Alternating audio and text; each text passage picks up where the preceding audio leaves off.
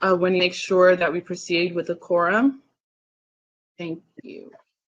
Here, Don Maki. Amos Brown is there. Yvonne Lewis. Bradford chair. Monica Montgomery Step here. Cheryl Grills here.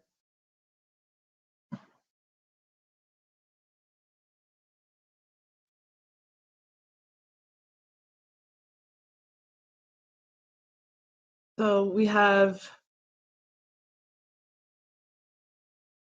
at least 7 members present. So that establishes a quorum. But at this time, I'll refer to Parliamentary Johnson, who will then refer to Ms. Belton to take a formal roll call vote. Parliamentary Johnson. Yes, thank you. Yes, Ms. Belton, can you please call the roll and establish a quorum? Thank you, Chair Moore and Parliamentarian Johnson. I will now go through the task force members and ask that they announce their presence. Chair Moore.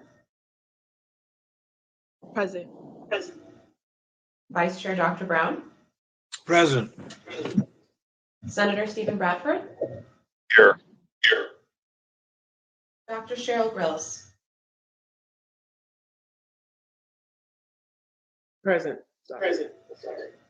Lisa Holder.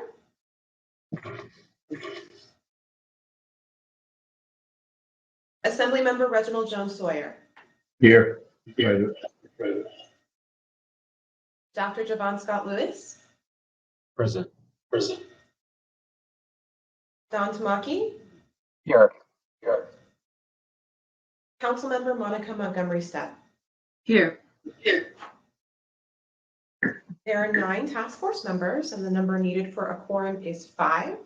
There are currently 8 task force members present. Madam Chair, a quorum has been reestablished. Thank you, Ms. Belton. I hope you all had a good break. Before we go to action item 7, which is our witness panel number 2, I wanted to make a brief comment related to expert testimony from Professor Brooks and making a clear distinctions between the institution of chattel slavery and indentured servitude, right?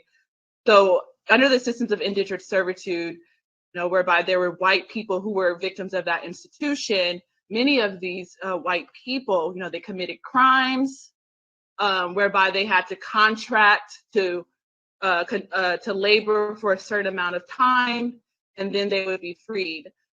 We can in no way compare that system to the system of chattel slavery.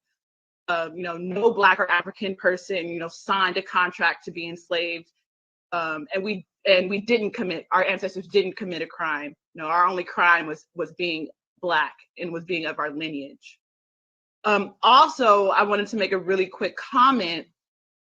Understandably, the conversation around reparations 15, 20 years ago wasn't as serious as it is now. And I want to acknowledge, right, Chris Rock's stand up and Dave Chappelle's It, which we will probably potentially discuss in December when we talk about Hollywood and media.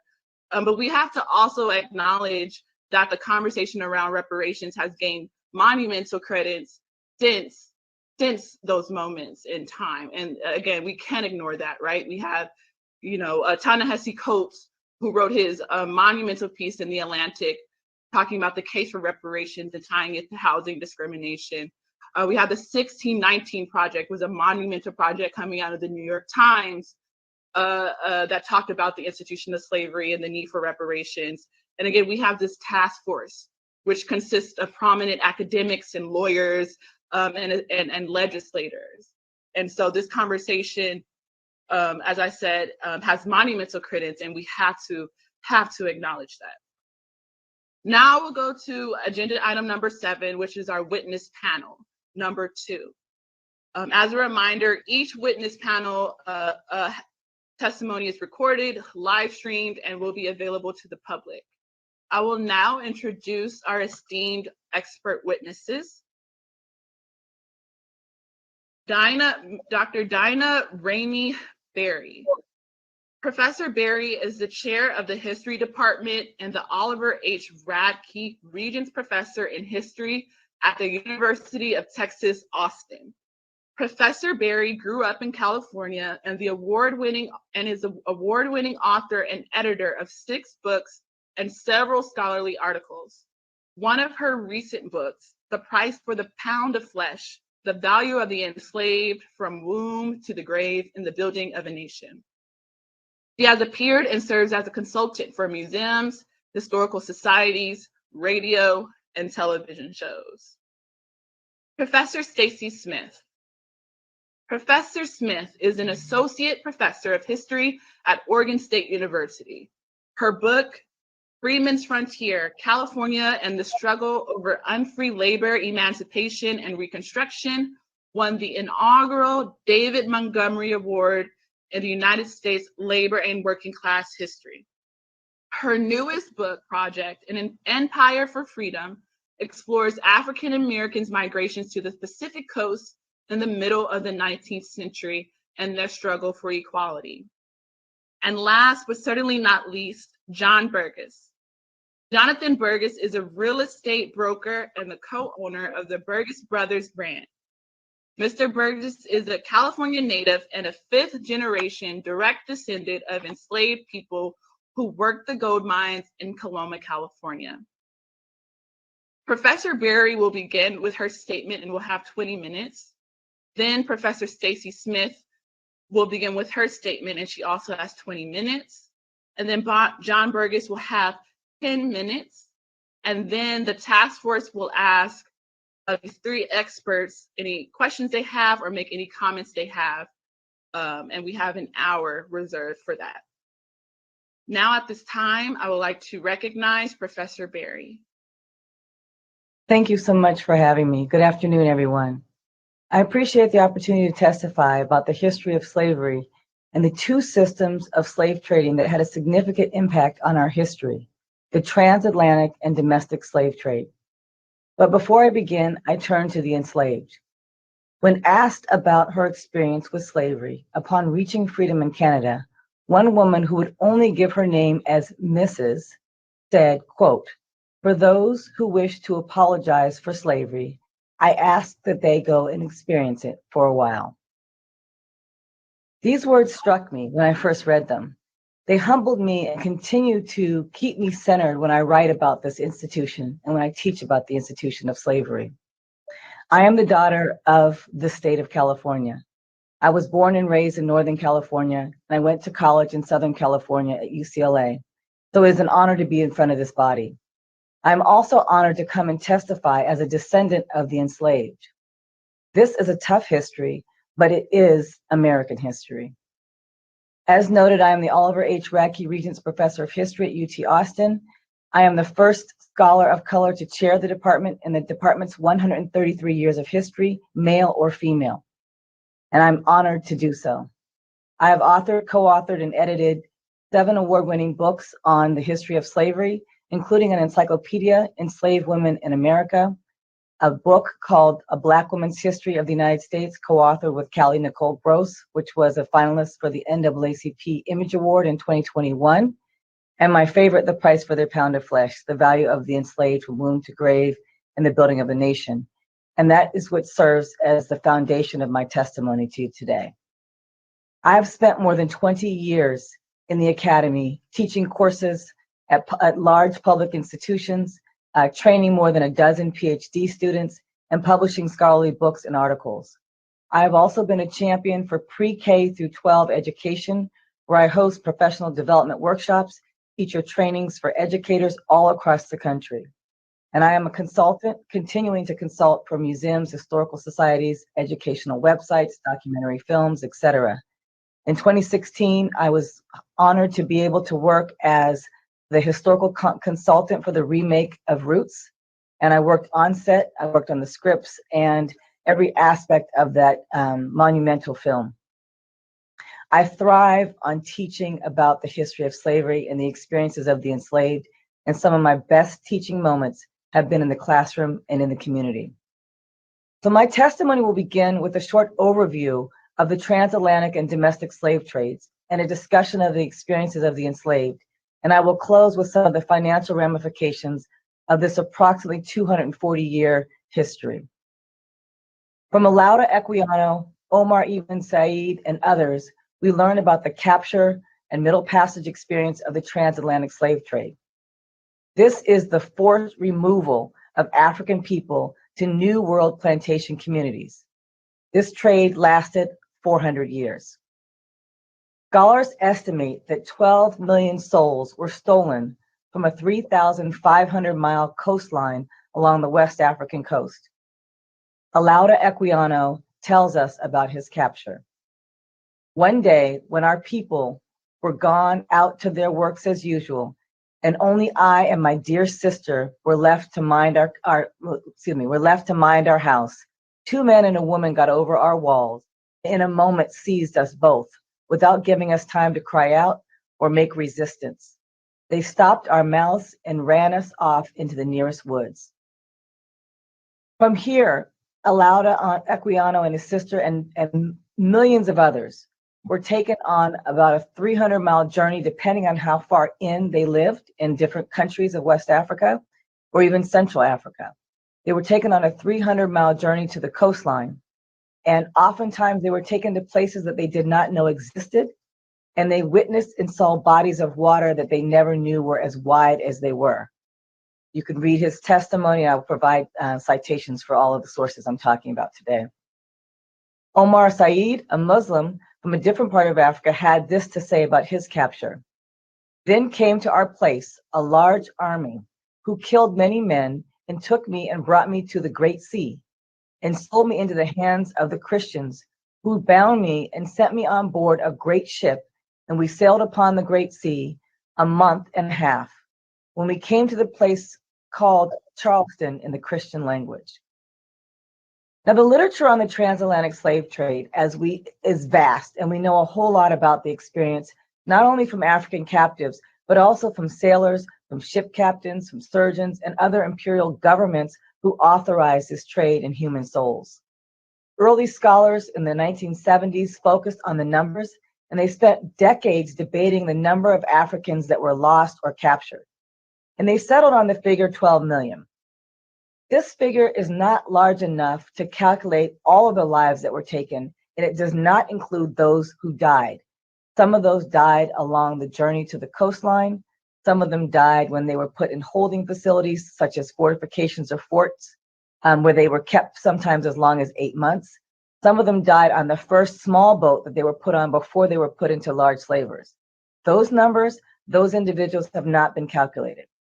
When we say 12 million, we're talking about the records that survived, the records that have been cataloged, and the records that are a part of the Slavery Voyages website, where you can actually look at various ships and find out where they went, and look specifically about the number of quote unquote cargo that was taken and the number that was disembarked in New World plantation societies. I would argue, and I've said this over and over again, that the baseline, the body of the Atlantic Ocean, is a sea of watery graves for Africans that died who never had proper burials, whose families were not able to say their proper goodbyes. And we also know from other maritime histories that schools of sharks followed slave ships because they knew bodies were being thrown overboard. Sometimes those bodies that were thrown overboard were people that were alive, people that those on the ships believed wouldn't make it, and they believed that maybe they were too sick and they didn't want them to get others on the ship sick as well. One woman, I think she was number 92 or 96, I can't remember, but their names were taken from them and they were given numbers. She was either number 92 or number 96, and she was strapped to a chair. And Shawande Mustakim at Washington University argues that they threw her overboard with a rock and tied to the chair. And the only comment that the crew made was, "I lost a good chair." Well, the idea of humanity was often lost, and people didn't recognize African captives' humanity along the trade, and as part of the trade. The ventilation on ships was poor. They were sitting tight in a space. They were packed like sardines. If you have ever been to the West African coast, I encourage you to visit the fortifications, the space where they were in, where they went from the door of last return, the last time they left the shores of West Africa. But when they were put on these ships, the journey was sometimes as long as 8 to 12 weeks, depending on the time period, depending on the ship, depending on the navigation technology, depending on the weather. When they were on these ships, as I mentioned, they were stripped, their names were stripped, they were given numbers. And this is one of the first times that historian Stephanie Smallwood and Jennifer Morgan and a number of others argue that the commodification of human beings begins. This is the space where we can see people becoming property. And upon their arrival in the New World, about 38% of those that were taken as part of the transatlantic slave trade were taken to Brazil. And when we're looking at the United States, about 388,000 or 4 to 6% came to what became the United States. The experiences of those in the Middle Passage are well documented. We have records, ledger books from ship surgeons, merchants, sailors, and other traders, and we also have the testimony of the enslaved. We have images from the ships. We know about songs they sang. We know about medical treatment that was administered. And we know that was also life created at this time. We have evidence of women giving birth in the belly of slave ships. We also know that the experience on the ship differed depending on whether you were male or female. Men were kept in chains the entire time. About once a week, they were taken above deck and allowed to dance around, to exercise, to make sure their muscles wouldn't atrophy. We know that the food and the diet that they were given was very, very poor. Many of them were malnourished, and some of them chose not to eat because they did not want to survive what they were experiencing at the time. Equiano writes, the closeness of the place and the heat of the climate added to the number in the ship, which was so crowded that each scarcely had room to turn himself, and we almost suffocated. This experience shaped their lives and haunted those who survived. Upon arrival in the New World, they were sold and given new names, once again being robbed of their identities. But some prevailed, and I'll talk about that later, but some prevailed and found ways to make it through. And if they did not survive, descendants such as myself would not be here today. And I would argue that they survived based on a valuation that could not be commodified, and that was the value of their soul. We have stories of the horrors of the slave ship, the rape and brutality and starvation, seasickness and disease that some Black people experienced. We know that sometimes they mourned, they were in deep sadness and depression, they were traumatized and going through a psychological breakdown because of everything that they were experiencing. Once they arrived in the United States, they were sold again. And this time, this is the beginning of what we would now call the domestic slave trade. That trade in human beings lasted, many people date it from 1808, but it actually started in the 1740s, 1750s. We have evidence of people being traded before closing of the transatlantic slave trade, which in the United States was illegal to bring Africans to the United States after 1808. So the domestic slave trade, which was already in operation, meaning people were being traded on what became American soil prior to 1808, that trade actually sold 1 million souls that we know of. So it's almost 3 times the amount of people were sold during the domestic slave trade as those that came to the United States or what became the United States from West Africa. So the magnitude of the domestic slave trade is often understudied and underutilized, and very, very few understand that there are 2 different trading systems. One was the trade from West Africa, and the other is the trade on American soil. And most enslaved people were traded approximately 4 to 5 times in their lifetime, which means they were traded, they had different owners, they had to go through a different experience. And they talked about the coffles where they were chained by their ankles or chained by their necks and traveled to the deep South or other parts of the South. They were sold, and we know that their values, we have evidence of their values. They were sold from anywhere from $50 to $800 during the 19th century, which in today's money was anywhere from $10,000 to $30,000, depending on the time period. And I can provide detailed estimates on the table for you all on the estimates of these values. But I would say the price of an average or mid-sized vehicle is what the price of a human being was, one human being during slavery. Slavery was $1 billion industry. They were sold as commodities to work on plantations in households, and they were sold for the rest of their natural lives. We have documents that say that. We have valuations of their bodies in shillings, in US dollars. We have estimates of what they were valued when they were first placed on ships. And we also have annual appraisal values of them throughout their lives. They experienced multiple sales. But not only that, they were also sold after they died. Their bodies, their cadavers were sold as part of an illegal underground market that operated very much like the domestic slave trade. It's called the domestic cadaver trade. And their cadavers were sold to medical schools for anatomical research and for dissection, for use in the dissection room. They were sold from $5 to $30 during the 19th century. So what does it mean to put a price on a person's body, and how do we value a person's life in monetary terms?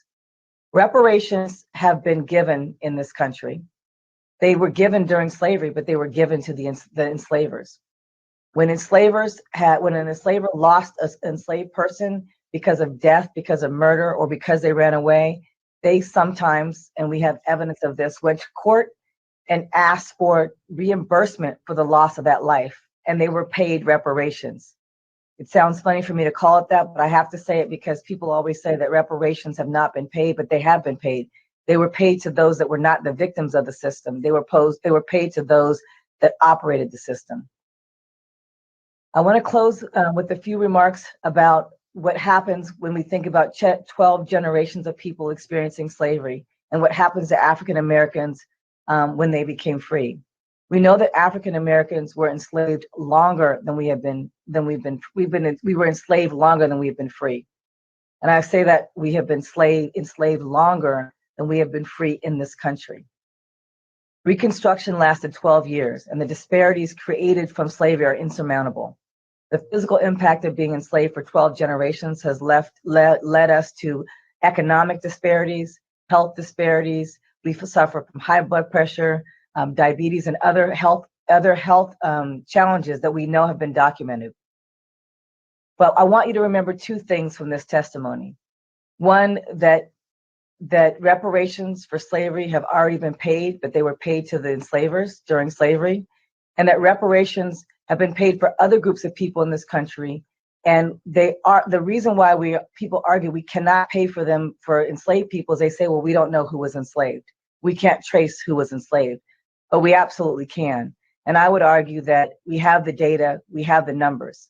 One excuse that people say is that we don't know exactly how far to trace back, and we don't know how to calculate a dollar amount. I beg to differ. We have so many financial records of slavery that we cannot use that as a rationale. The other excuse is that we don't know who the descendants are, but we've made great progress in African American genealogy. And scholars like William Sandy Darity from Duke University would say it doesn't matter about the genealogy, that African Americans, regardless of whether or not they come from the descendants of the enslaved, are experiencing the same disparities that other African Americans are. Reparations were also paid during the War of 1812. State governments then came up with a dollar figure for every enslaver that could document an enslaved person who ran away, and they were given compensation for their lives. Slavery was a theft of natural and human resources. We should begin our discussion with education, and that no plan for reparations should be absent of required readings and learning materials. This is an opportunity for the state of California to lead the effort of healing our nation of our greatest sin. I will leave the dollar amounts to the experts, the economists, the political scientists, the journalists, to people like Darity and Richard America and Nicole Hannah-Jones. They offer some of the best remedies and solutions for reparations. My contribution is and will continue to be the historical record. If you need data and information on slavery, I will provide it. If you want evidence, or as a young students say to these days, receipts, I have them. My advice as you move through this process is to take the time to read and learn about slavery and its aftermath. Inform yourselves and your constituents. Make slavery a part of curriculum, part of state standards, and do not gloss over it in history books. This history in school so that we can heal and move on to creating a more fair and just society. And as always, I start and end with the voices of the enslaved, who teach me and have taught me what I know about this institution. Their testimonies and the records of their enslavers have all the information we need to make informed decisions about reparations. Here are just a few words from J.H. Banks for you to ponder as I close. Quote, "Sales take place every day, and oh, the scenes I have witnessed. Husbands sold and their wives and children left for another day's auction, or wives sold one way and husbands and fathers another at the same auction. The distress I saw made a deep impression upon my mind. My intention was diverted from myself by sympathy with others." Thank you very much. Thank you, Professor Berry, for that incredibly moving testimony. Thank you. Thank you. I would now like to acknowledge Professor Stacy Smith. You are recognized. Thank you. So it's a really enormous honor to be here before you today and to hear the testimony of my fellow panelists. Thank you very much for the invitation to be part of this process. So my testimony today will cover two major topics. First, the existence of slavery in California, and the experiences of enslaved Black people. And then I will also talk about the role that California's early lawmakers and judges played in protecting slavery and promoting anti-Black oppression in the state of California. So the existence of slavery in California seems puzzling to a lot of people at first. Famously, California was supposed to be a free state with an anti-slavery constitution. It entered the federal union as part of the Compromise of 1850, this brokered political deal aimed at appeasing both pro and anti-slavery Americans. Yet at the same time, there's ample evidence that the enslavement of people of African descent happened in California. And what is more, California's early state government protected the institution of slavery and severely restricted Black people's civil rights. And I'm going to aim to explain this kind of disconnect today. So one of the key reasons that the state of California tolerated slavery was that the enslavement of Black people had already taken root before the drafting of the anti-slavery Constitution in 1849. California had been part of Mexico before the United States seized it in the US-Mexico War, which went from 1846 to 1848. Mexico had abolished slavery in 1829, but American slaveholders began forcibly bringing enslaved Black people into California before, during, and after the US-Mexico War, especially once the gold rush began in 1848. The exact number of enslaved Black people in California is difficult to determine. My detailed analysis of census records reveals approximately 203 enslaved Black people living in California in 1850 and approximately 178 in 1852. These are almost certainly undercounts because Gold Rush census records are notoriously incomplete. Given the fragmented records, I support the findings of a historian named Rudolph Lapp, who estimated that at least 500 to 600 enslaved Black people lived in California during the gold rush. Now, each of these enslaved people almost certainly suffered traumatic uprooting. Going to California meant a forced separation from family, friends, and community by a distance of thousands of miles. And even though slaveholders framed this separation as temporary, most gold seekers spent at least 2 years in California and usually many more years due to the distance and difficulty of the journey. For an example, an enslaved North Carolina man, who is known only as John, arrived in California with slaveholder Robert M. Dixon in 1852 and stayed at least 3 years until Dixon's sudden death in 1855. The historical record is silent about whether John ever returned to North Carolina. His journey to California may have resulted in permanent separation from his family. Now, like John, most of the enslaved people forced to migrate to California were younger men or teenaged boys who ended up working as miners in the gold country. These enslaved miners faced backbreaking and often dangerous working conditions. Placer mining, which was the most common type of mining in the earliest days of the gold rush, involved digging up soil from the beds and banks of rivers and creeks. Sometimes miners dammed up and diverted these bodies of water to get at gold deposits deep in the beds. These techniques often required standing knee-deep or waist-deep in cold rushing water for several hours each day in the broiling summer heat. Overwork, exposure to the elements, poor sanitation, a lack of nutritious food, and the absence of medical care contributed to long-term illnesses or death by disease. For instance, several enslaved men from western North Carolina died in a cholera epidemic along with their enslaver in Tuolumne County in 1852. Accidents and injuries were also common, and we can see that in the life of an enslaved man from Kentucky known only as Reuben. Reuben died in the American River. He drowned in the American River while working in the gold country in 1851. Now, not all enslaved people worked directly in mining. Women and girls who made up less than 1/4 of all recorded enslaved people in California often labored as domestic servants, cooks, or laundresses in private homes, hotels, restaurants, or boarding houses. Skilled domestic workers, in fact, were so scarce and their wages were so high that slaveholders often rented both enslaved women and men to the owners of these establishments. And this practice was called hiring out. Slaveholders then pocketed all or most of the enslaved people's wages from their rented labor. So much like the enslaved people in the U.S. South, those in California also faced brutal violence. In 1850, one slaveholder beat an enslaved man in the town square of San Jose for disobeying him. Local authorities arrested both men, but ultimately determined that the slaveholder was not guilty of assault because his victim was legally his slave. In another case from 1850, an elderly enslaved couple ran away near the town of Sonora. When the slaveholder caught them, he whipped the elderly man until his blood flowed so heavily that it filled his shoes. One of the worst incidents of violence also happened in 1850, this time in Los Angeles. A group of white Southerners chased, shot at, and captured a handful of escaped enslaved people, and then beat them until one nearly died.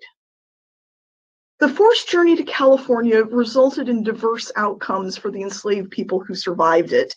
Many people probably worked in California for a few years before returning to enslavement in the South. Others, especially those who were allowed to keep a small portion of their wages from hiring out or from digging gold, saved enough money to purchase their freedom. And finally, some enslaved people labored under formal or informal indenture agreements by which they promised to work for a certain number of years in California in exchange for their freedom. Enslaved people who gained their own freedom might then also earn enough money eventually to free their family members. Now, of course, many enslaved people also saw California as a place where they could seize their own freedom or renegotiate the terms of their enslavement. The California gold country was large, isolated, and full of diverse people, including anti-slavery Black and white Northerners. It was generally far easier to run away, hide, and find allies in California than it was in the southern slave states. But it is important to remember, and I really always emphasize this, that all enslaved people who went west were forced to leave their family members and communities behind in the South. Escape, therefore, was not a viable option for many enslaved people because staying with slaveholders was their only way to maintain their family ties most of the time. Slaveholders, in effect, used their control over enslaved people's family members as leverage to force them to cooperate in California.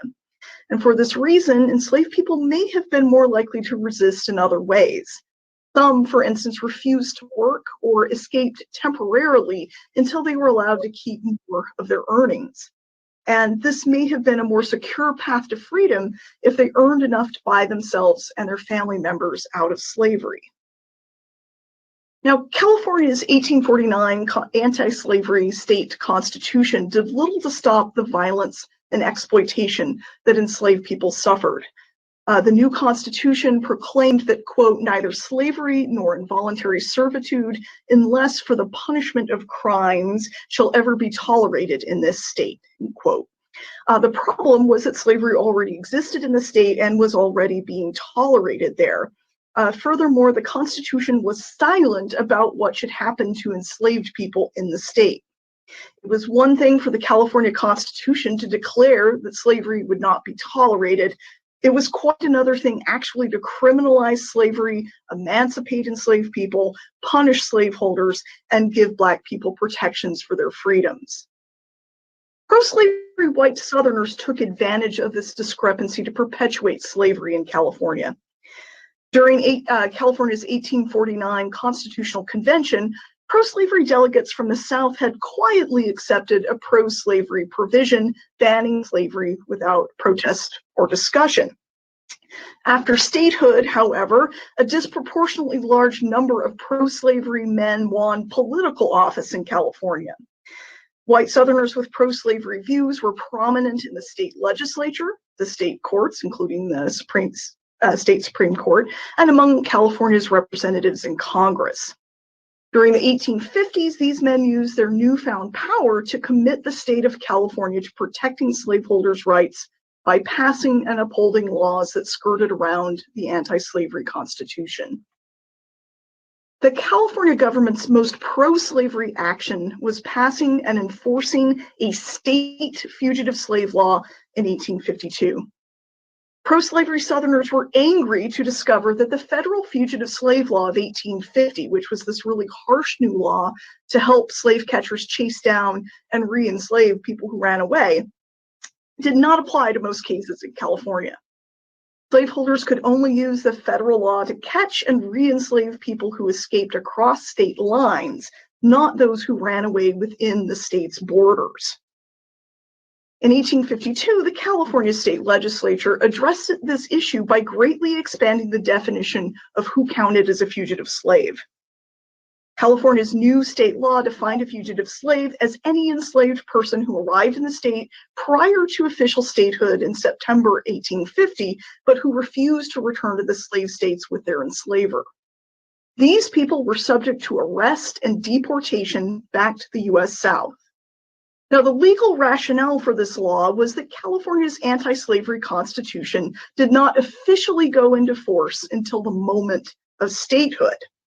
Before then, California was a California was a federal territory. California was a federal territory where, according to pro-slavery legal theory, the U.S. Constitution entitled all citizens to migrate freely with any type of property they might own, including property in human beings.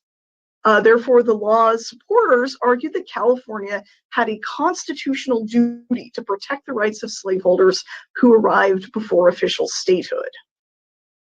Now, the passage of this fugitive slave law made California an outlier among free states. I think that's a really important thing to understand. In the northeastern United States, places like New England, many free states resisted helping capture fugitive slaves. The California Fugitive Slave Law of 1852, on the other hand, authorized slaveholders to use violent means to capture enslaved people. It also ordered state officials to assist in the capture and arrest of enslaved people, or they would face removal from office and heavy fines. Finally, the California Fugitive Slave Law, like the federal version, strictly prohibited accused fugitives from testifying in their own defense. California also already had laws banning non-white testimony in court cases involving white people, and these laws compounded this injustice. Free Black activists, who were enslaved people's greatest allies, could not be witnesses in any court proceedings. Only so-called redeeming feature of the California Fugitive Slave Law was its short enforcement period. Slaveholders were supposed to have just 1 year to arrest and deport people who they claimed were runaway slaves. But in 1853, California legislators renewed the Fugitive Slave Law for another year. They did the same thing again in 1854. This meant that for 3 years, from 1852 to 1855, Anyone accused of being a fugitive slave could be chased down, dragged before a court, and sent back to lifelong slavery in the South, even if they had been living in the free state of California for 5 years or more. Now, just a few months after the passage of the state fugitive slave law, free Black activists, with the assistance of white attorneys, brought a test case called In Re Perkins all the way to the California Supreme Court. The state's Supreme Court justices decided that 3 Black men, Carter Perkins, Robert Perkins, and Sandy Jones, should be returned to enslavement in Mississippi because they had arrived with their enslaver before official statehood.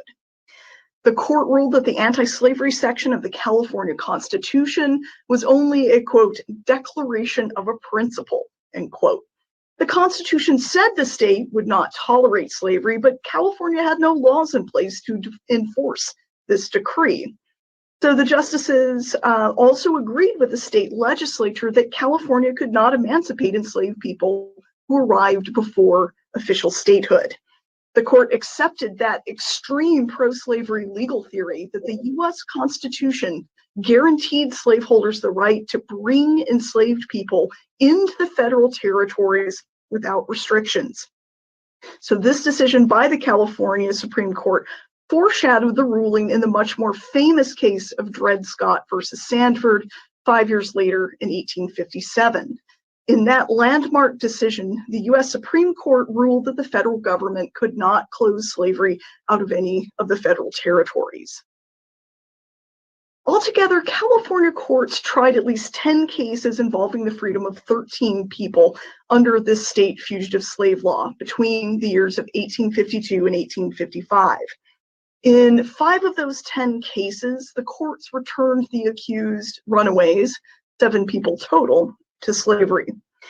These numbers may seem small, but this list only includes cases for which documentation still exists. These numbers also do not accurately reflect the terror that all Black people, free or enslaved, would have suffered under this law. When combined with the exclusion of Black court testimony against whites, the California Fugitive Slave Law made every Black person vulnerable to being accused, arrested, or deported without being able to defend themselves. Finally, it's also important to note the symbolic and political significance of the California Fugitive Slave Law.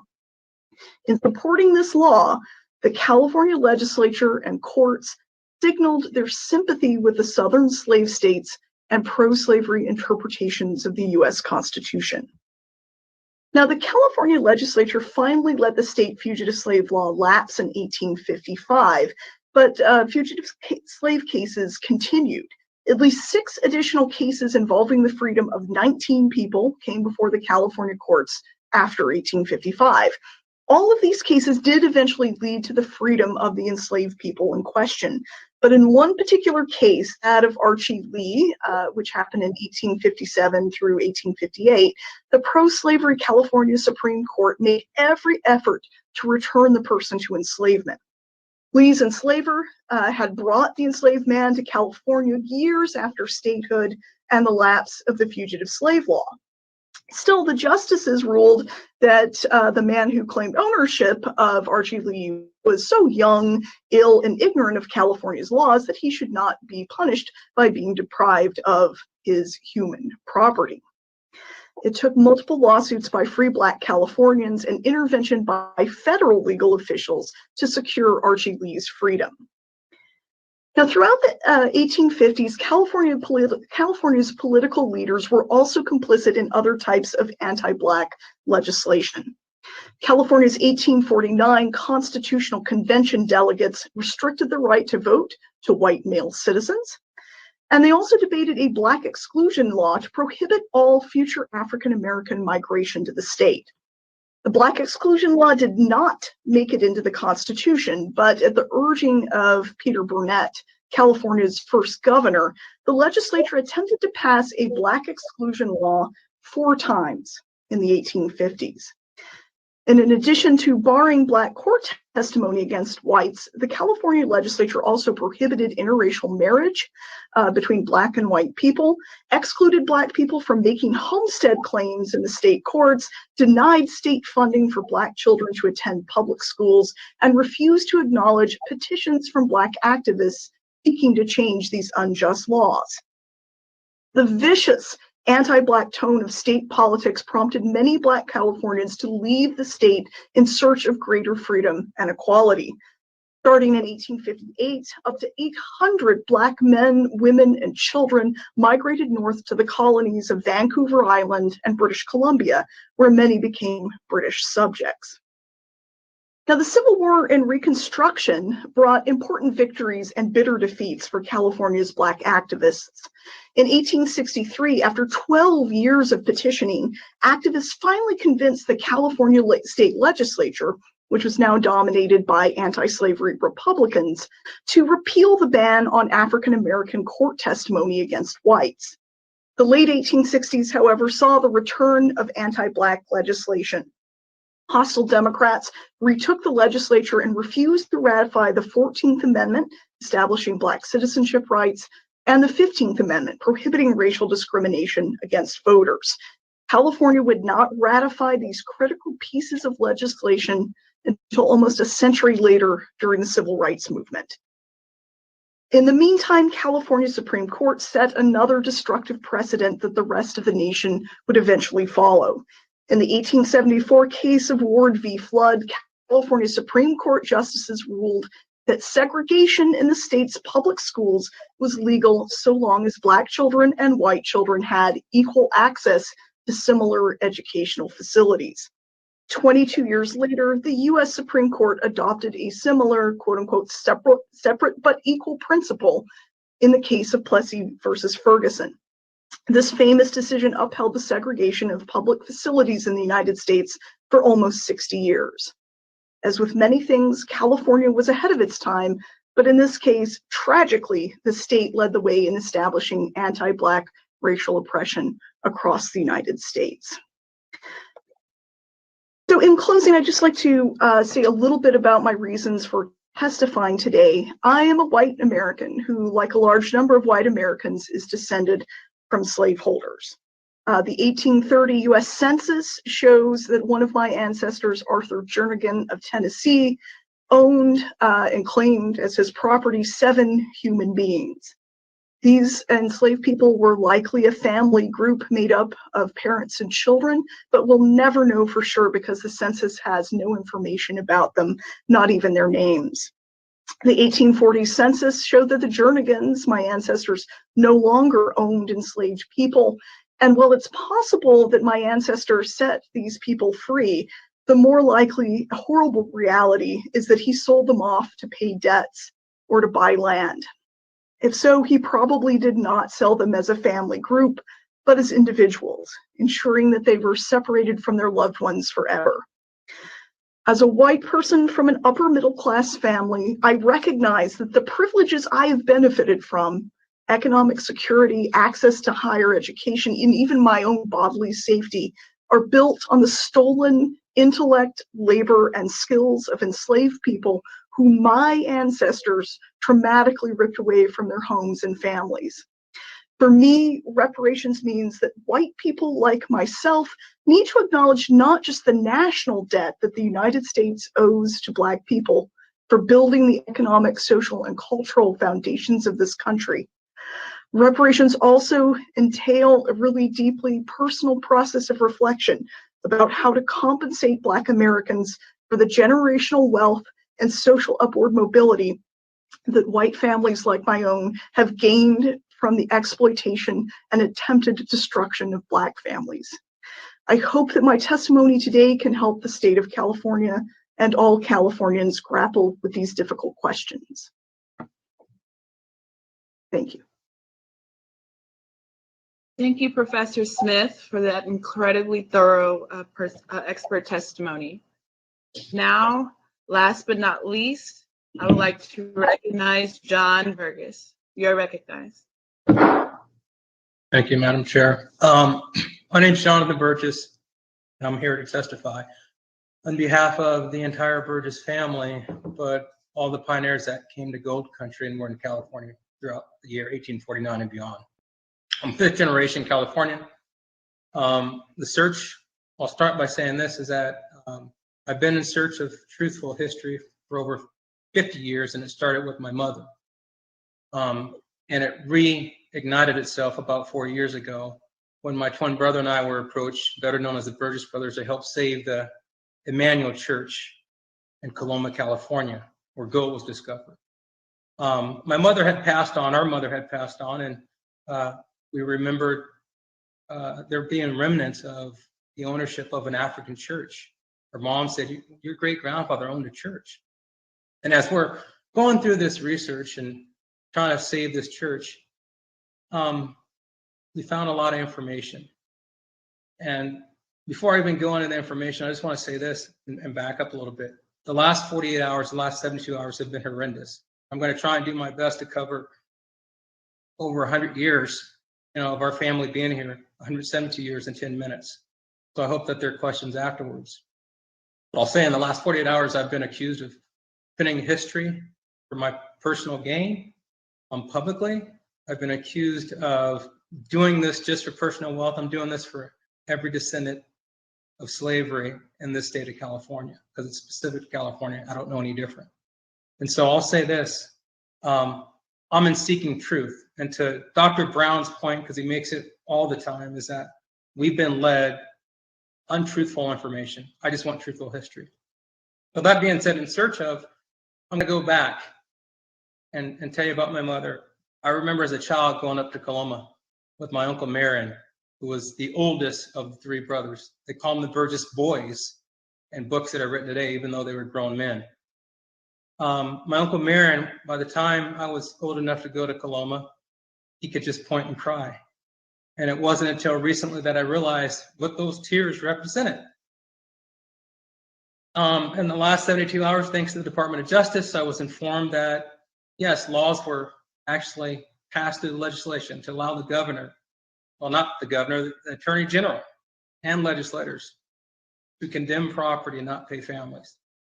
I was also made aware of that my grandfather and his two brothers, my Uncle Marion, were threatened to be prosecuted by the same state that's supposed to be free in the event they didn't sell their land.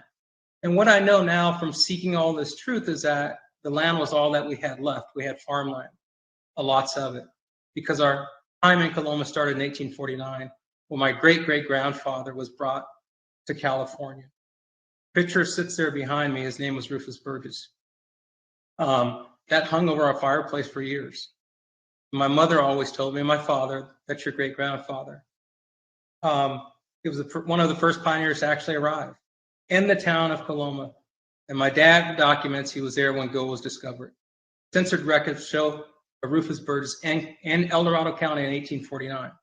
And if you look at Miss Beasley's book, Delilah Beasley, he's the only African-American man listed in the town of Coloma in 1849.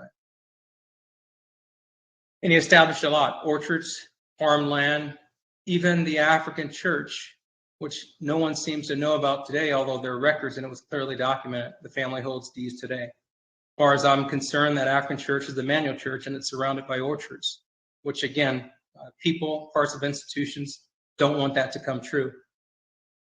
So not only did it establish all that, like most early gold miners that came here, they worked and got their freedom. Thanks to Marilyn Demas, she was a true historian and a truth seeker. Tina Alexander has been extremely helpful as well in some of the state parks. But thanks to them, I found that not only was he brought here, he was sold once he was here.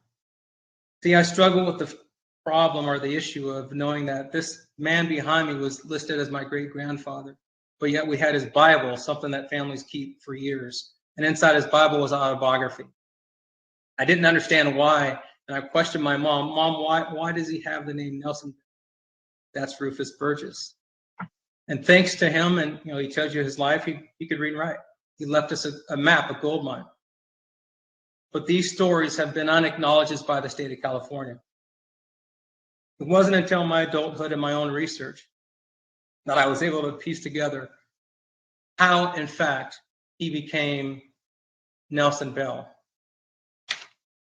And I question, as I'm doing the research, and these 4 years of research, going through the state parks, working with the institutions, and I don't blame the institutions because at the end of the day, California is an institution. And the institutions never worked for us, Black people in America, Black people in California. So how can I expect those people that work for the institution to help me? I'm hoping that you guys do that. But in discovering the Marshall Gold discovery, as I'm doing research, the binder, there's a white binder that was there. My mother wrote letters. She wrote letters back in the 70s, 80s, 90s about our family, so the park knew about it. Nelson Bell, whose Rufus Burgess was on the first map of 1857, but sadly, when you go to the park today, there's no mention of any existence of his house or him. In fact, the Burgess family, who established a lot, was part of the Colored Citizens Convention. My great-grandfather actually is listed as a secretary treasurer in the church building in 1862. I couldn't understand why reverends and pastors around the nation weren't outraged that when you go to the gold discovery site, there's no mention. There's a Chinese church or building. There's a Methodist church or building. And there is also a Catholic church or building. And documents will share, I care not to get into them now, that the Methodist church actually became the African church. But people don't want to believe that. So I ask myself these questions. Question, why state park officials or the institutions, the California institutions, and not the people in the parks, because they work there and understand it. They make little to no mention of the pioneer Burgess family when so much was established. And yet there's legislation showing the land that was condemned. I asked why the home of Nelson Bell, who was actually listed as the only Black man, the mulatto in the town, is not talked about. In fact, my last visit at the church, I asked them, what park officials, I asked when they were going to tell me how they wanted to talk about the site of gold discovery. I asked them, why don't we talk about what we know? Why is the home of Nelson Bell not listed on the map? I can go to the park today. Do you know what it would make little Black kids feel like to go and see and know that something was established? See, our institutions have not only hurt the direct descendants, it's hurt others from fabricated stories. There's something that says dead people don't tell tales. You're right, they don't. They can't lie. They can't make up anymore. And all I want is the truth. That's all I wanted. But I found it. I hope that you guys ask questions. Frequently in visiting the park, my brother and I were asked once they found out where Burgess is, what do you know about the land on the north side of the hill? What am I supposed to know about the land on the north side of the hill? I don't know. I know that our family was in the town from 1849 until they were forced out of the town.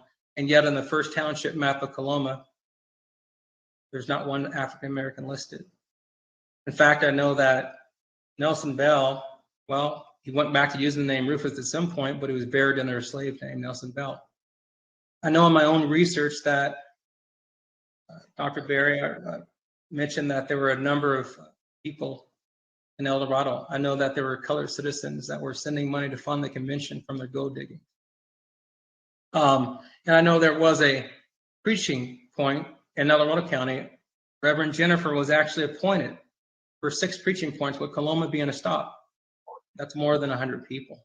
In fact, there's documents of a couple hundred people being inside the church. There's a 2006 document that the State of California Parks Division knew of the existence of the building, but requested the late Marilyn Demas to not rebuild the site for fear of vandalism. And yet when I go there today, I'm told there was an African church that our family once owned. See, maps are a figment of imagination. The worst thing I'd say is that, our historic home that had been in the family since the early 1860s was razed in 1950 by state employees. Nobody seems to know where that home was. Just recently, I was given a document, thanks to DOJ, of what they believe is the Burgess home. And I questioned where that actual home was, because my mother wrote documents, and I know from records and deeds that we own multiple homes now. But yet the property was condemned, for which you could pay nothing for it. And although all of our property, there was only one parcel of property that my great-grandmother Josephine sold, and she sold it to Mr. Gallagher, who actually came after the gold rush. She sold the property in 1901, but Gallagher, I think, arrived in 1860. And I've reached out to Assemblymember Gallagher because I know there's some correlation and relation, but silence is complacency. I don't know the reality behind it, but I do know that there was a bunch of land behind the blacksmith range hall. And in books I've seen is that Melvin Gallagher Ranch. Melvin Gallagher was born the same time my grandfather was, and we had been in the town already at least 10, 15, 20 years and established a great deal. I'll say this. Our family has endured a lot. And not only our family from the falsities of what California's done, other families have endured it too. When I say other families, it's not anyone's fault that people were made to be something that they're not. In fact, I'd be embarrassed if I knew that my direct descendant had did things that have been done to us. And there may be a call, and I hate to say it, but there may be a call for reparations for that too, because it was the institution that actually put these people up to be on pedestals and didn't tell the true history. And yet they suppressed our history. And so I would ask that this task force and this council, I was asked to put together some things of what reparations looks like. Well, my family's been without land, been forced off of land. And it was farmland. There are documents of actually farming, sending fruit throughout the valley of Coloma, El Dorado, and Placer counties. I'd ask that the land that we know, which I believe Nelson Bell, his home, I believe to be where the California State Library, Marshall Discovery Library is sitting on that property. And now when I go to state parks or prisons, I look at properties different. What I've learned is that the tactics that were used here were used all over the place. I'd ask to put together a short list of what reparation would look like, and I'll say something real quick. The institutions, I've got a list. The institutions were, in fact, responsible. The state of California is one of them. Our family doesn't need to have any more loss. I've lost both my parents, 2 daughters to COVID, and I've got contracted it myself. I want immediate restitution. I've got a brother that's been sitting behind institutional bars for the last 27 years for a murder he didn't commit, but yet the institution's here. And so I would ask the governor, an executive order, the same way, that an order was just about done to kick my grandfather and his brothers off of their land, to do the same for the Burgess family. And that comes with reinstoring property that was taken, wrongfully taken. And for the people up there that are sitting on the property today that own it, it's not your fault. And I'd say this, I don't want to kick you off. That's why reparations is due too. Because you had no idea that when the maps were there in 1872 or whenever they were placed and this reconstruction occurred, what you were getting into. And if you did, can't say that I wouldn't have taken advantage of it too, but you've maintained the property this long. But for any state building, any state park, any state institution, those properties should be returned to actual owners in leases enacted for 200 years, and they pay all the back pay with restitution. That would be fine for the Burgess family and any other family that's proven whose land was wrongfully taken through legislative practices that discriminated against descendants of slaves in California. My name's Jonathan Burgess, and I'll rest the mic and be open for any questions. Thank you.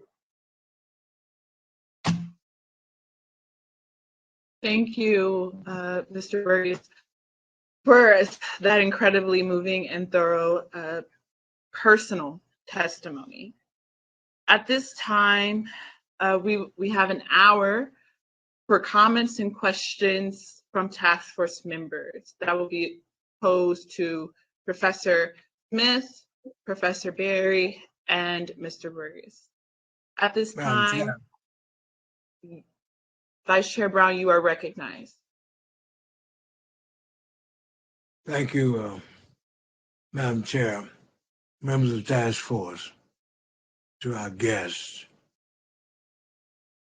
who've given their perspective. You know, this is a very emotional and sad occasion for me personally.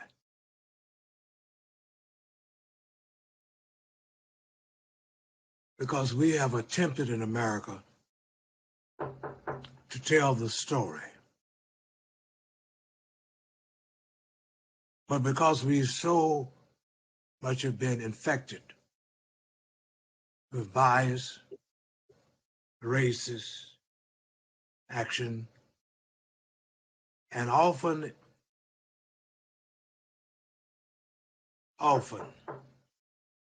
imposed upon by narratives that were not our story, but his story, and consequently not true history. I wish to say that I'm a witness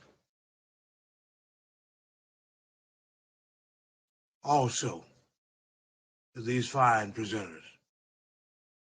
But let me tell the whole story. The whole story. The whole truth and nothing but the truth. We should stop sanitizing the evil ways of one Peter Burnett. You've been too kind to him in the history books.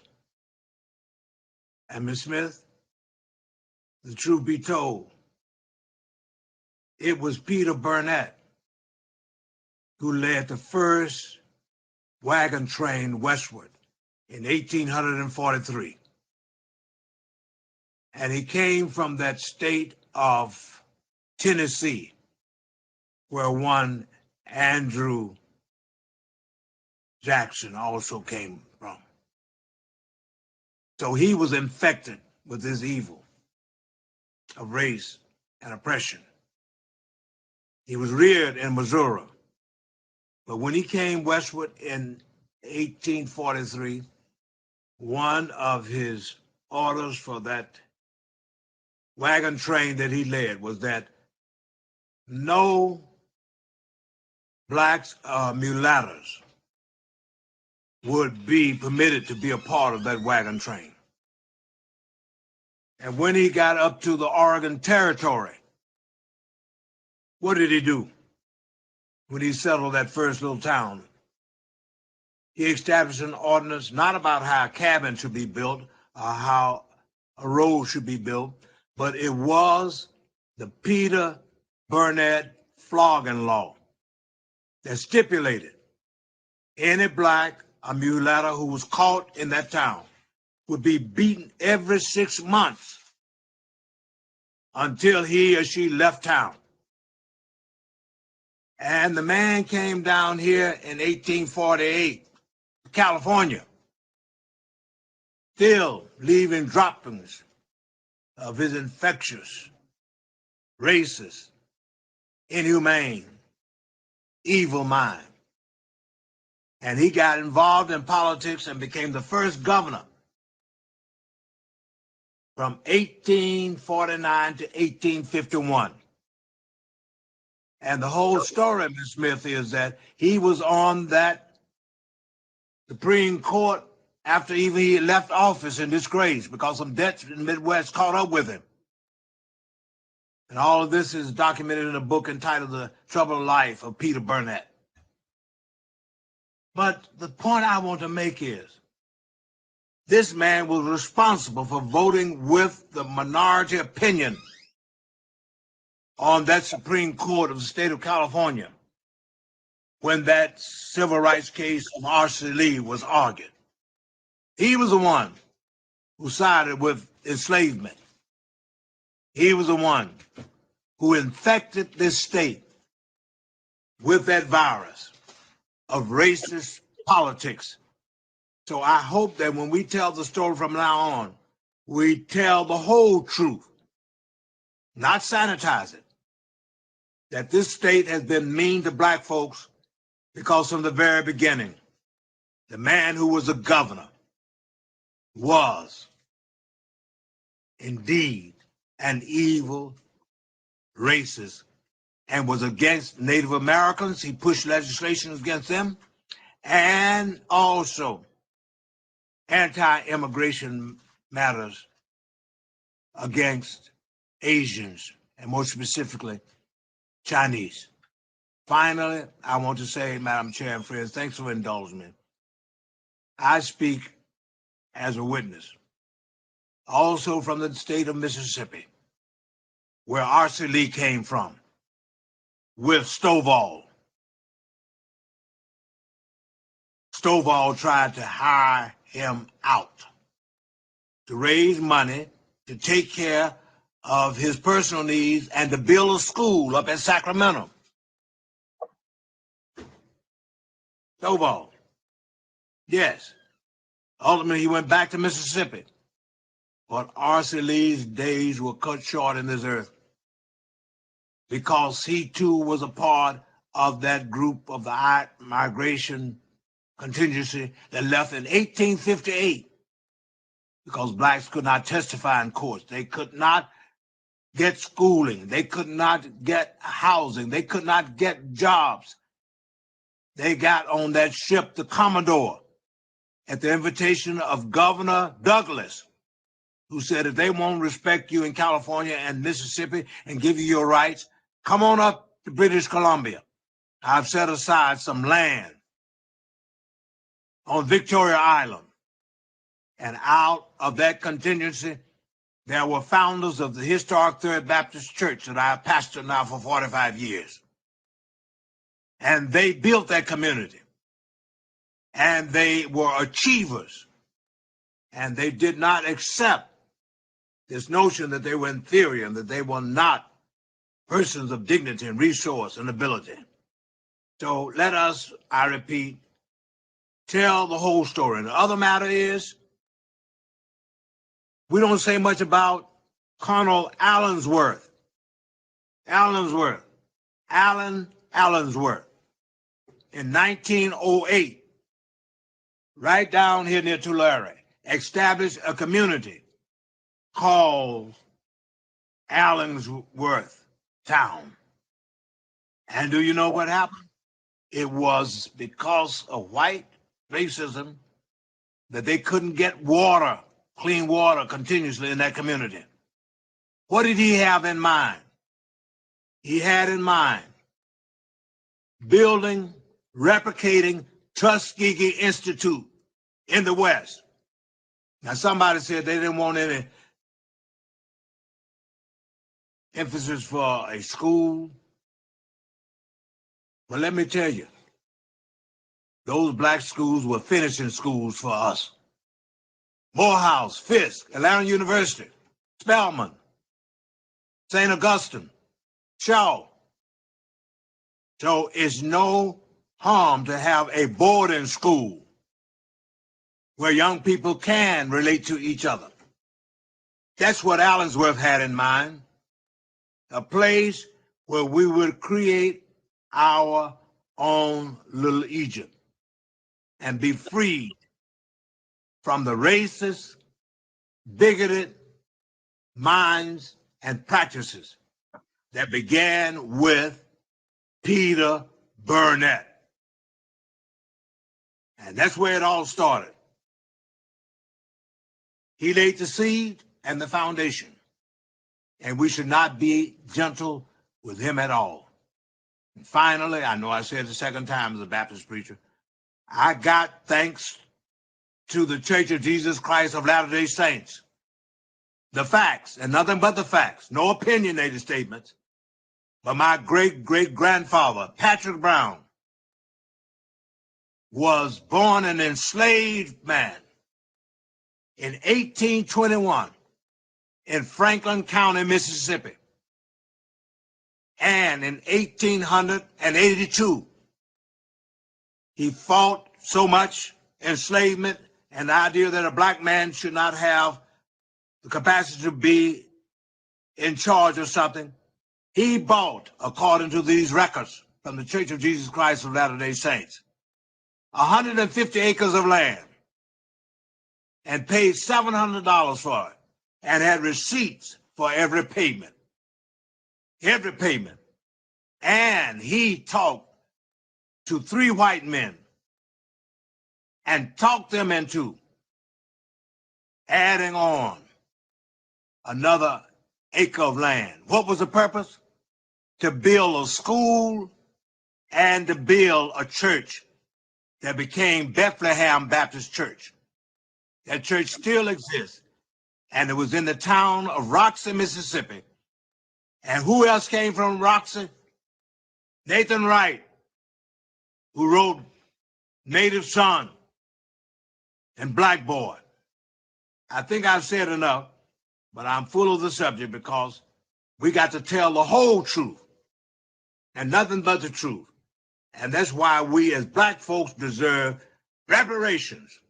And it shouldn't be no big debate, but it ought to be a programmatic effort that will help us like our ancestors deal with education, have that 40 acres of new in the form of real estate, and also be involved in measures that would give us health care and give us also that place where we would have our own watering hole, like the Tuskegees, like the Black churches that have brought us all the way.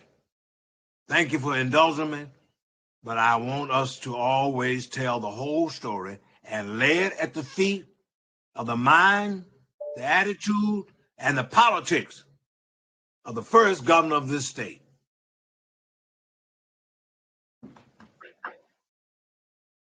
Thank you, Vice Chair Brown, for that robust comment. I want to now recognize Professor Smith in the event that she wanted to comment on Vice Chair Brown's comment, particularly if you wanted to share more information about Peter Burnett.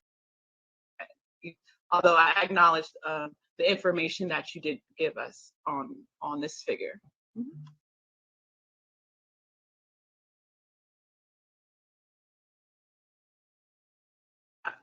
I don't see Professor Smith. She's there. Okay. She's muted. Many apologies. My laptop died all of a sudden, and so I missed that question right at the wrong moment. Could you repeat that for me, please?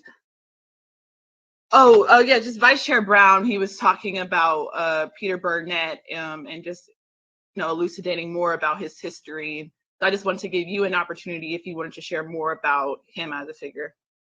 Yes. Oh, thank you so much for repeating that question for me, and I apologize for my technical difficulty. Yes, I mean, I agree with Dr. Brown that Peter Burnett's a very important person in the history of California, of racism.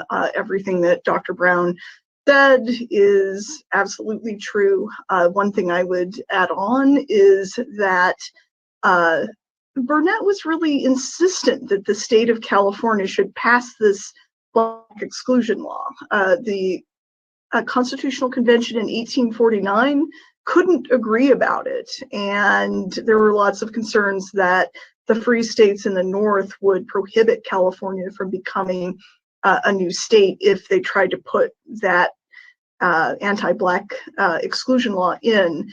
And so the Constitutional Convention said, let's leave it for the legislature to do.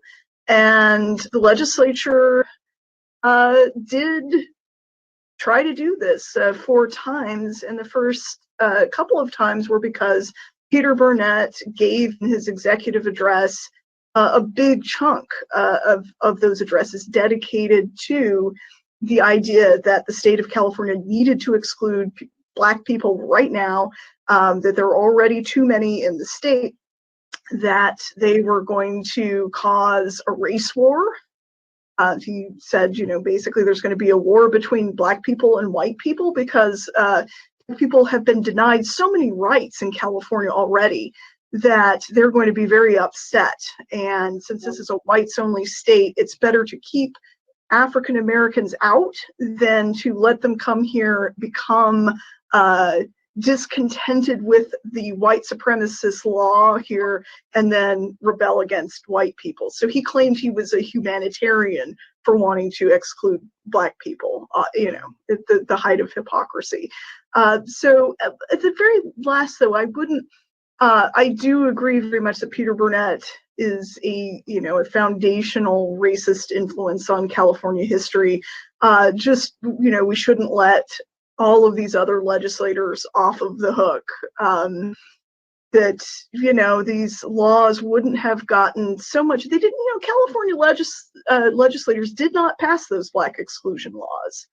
And there's complicated reasons why, but there were a lot of people who wanted to. And the ones that were almost passed, didn't pass, but almost passed after the Archie Lee incident, when there was a lot of free Black activism and a lot of white backlash against that activism, that almost went through. It didn't, because of just a legislative technicality. So there was support for this, right? We can't let those other legislators off the hook. They were following Burnett's lead, definitely, but also a lot of these other early state politicians completely complicit in these oppressive anti-Black laws. Thank you, Professor Smith. Now I would like to recognize any task force members. They have questions for our experts and for Jonathan Burgess.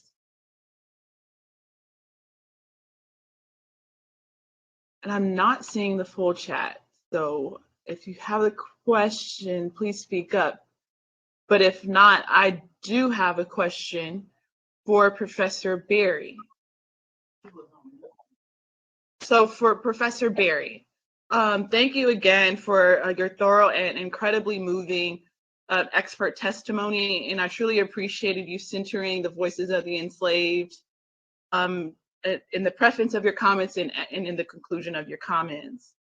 I would like to ask my question, but also couch my question in a preface and a conclusion as well. So recently I was able to travel to Louisiana before Hurricane Ida, and I was able to, this was just about a month ago, I was able to tour the Whitney Plantation, which is the only plantation in the United States. It's a museum, but it's the only plantation museum in the United States that centers the voices of the enslaved. And there I was able to get a personal tour of the plantation with Dr. Ibrahim Asek. He's of Senegalese origin, and he has a PhD in African history. And there, during that personal tour, he shared with us the idea or the fact that many of enslaved Africans were taken from the west and central coast of Africa, particularly for the skills they had, right? And, related to rice cultivation and other types of cultivation.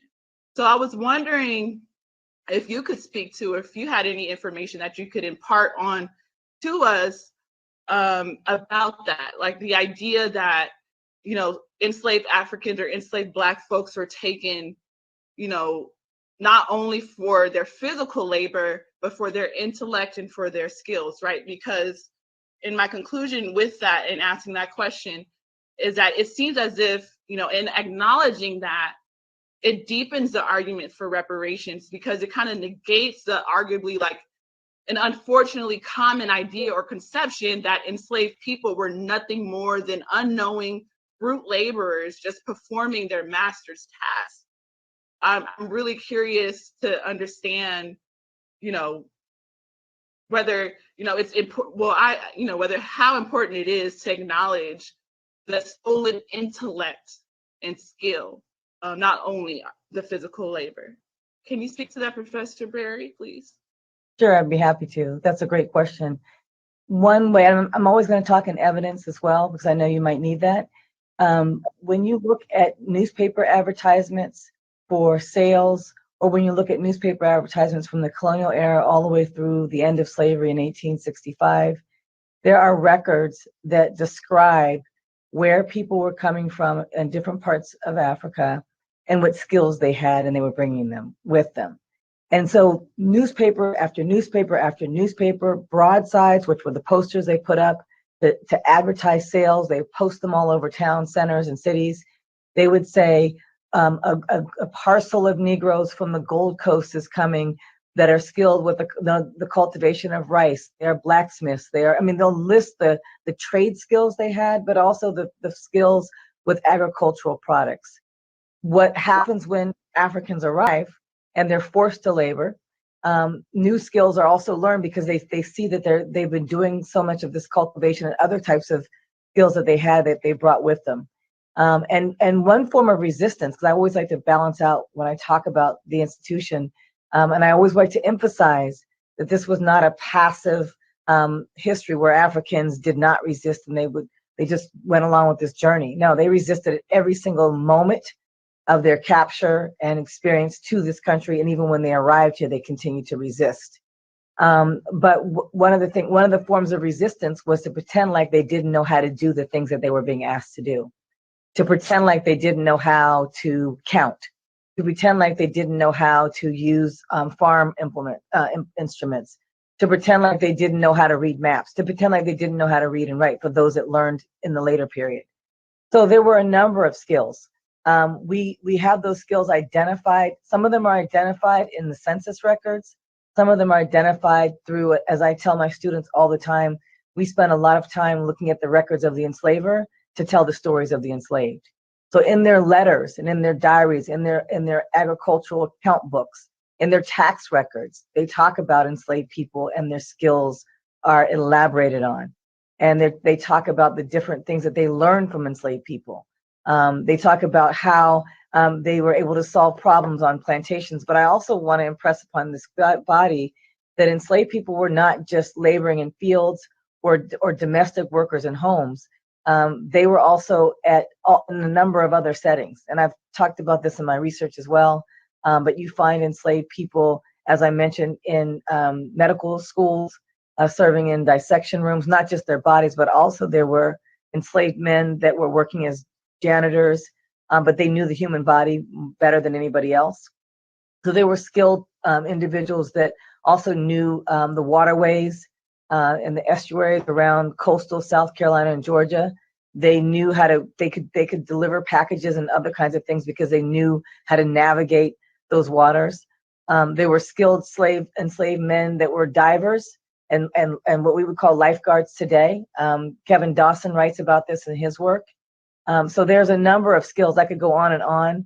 My first book was on enslaved people and labor and their skills, and I found that they worked anywhere from 12 to 18 hours a day before they were then going back to their cabins, and oftentimes they had work assignments in the evening where women had to sew and do other things for the plantation community. Some women were serving as wet nurses, where they were breastfeeding the Black and white babies. That was a skilled nurses. You'd see that listed in advertisements. So we have evidence of all of this, and we can literally identify 30 to 50 to 75 or 100 different types of skills just from the written record alone. And that doesn't even count the archaeological record, the kinds of things that we find under the ground. It doesn't count the oral histories that we've learned and the stories and the testimonies that pass, and it doesn't count the history from Black families. I highly recommend information wanted ads that are, there's a website from Villanova University called Last Seen. Heather Williams writes about this in her book, Help Me to Find My People, where African Americans were trying to connect with relatives that were taken from them or sold away during slavery. These advertisements were in newspapers through the 1920s. And they had advertisements. I would say this is the early history of Black genealogy from Black people's perspective, where they're saying, I'm trying to find my mother. She was sold away from me 40 years ago when I was 2 years old. I remember her name was Lucy and her hair was this length, but that's all I know. She had a smock on her when she left. She was about this complexion. I think she went to Alabama. Those ads were placed over and over and over again in newspapers.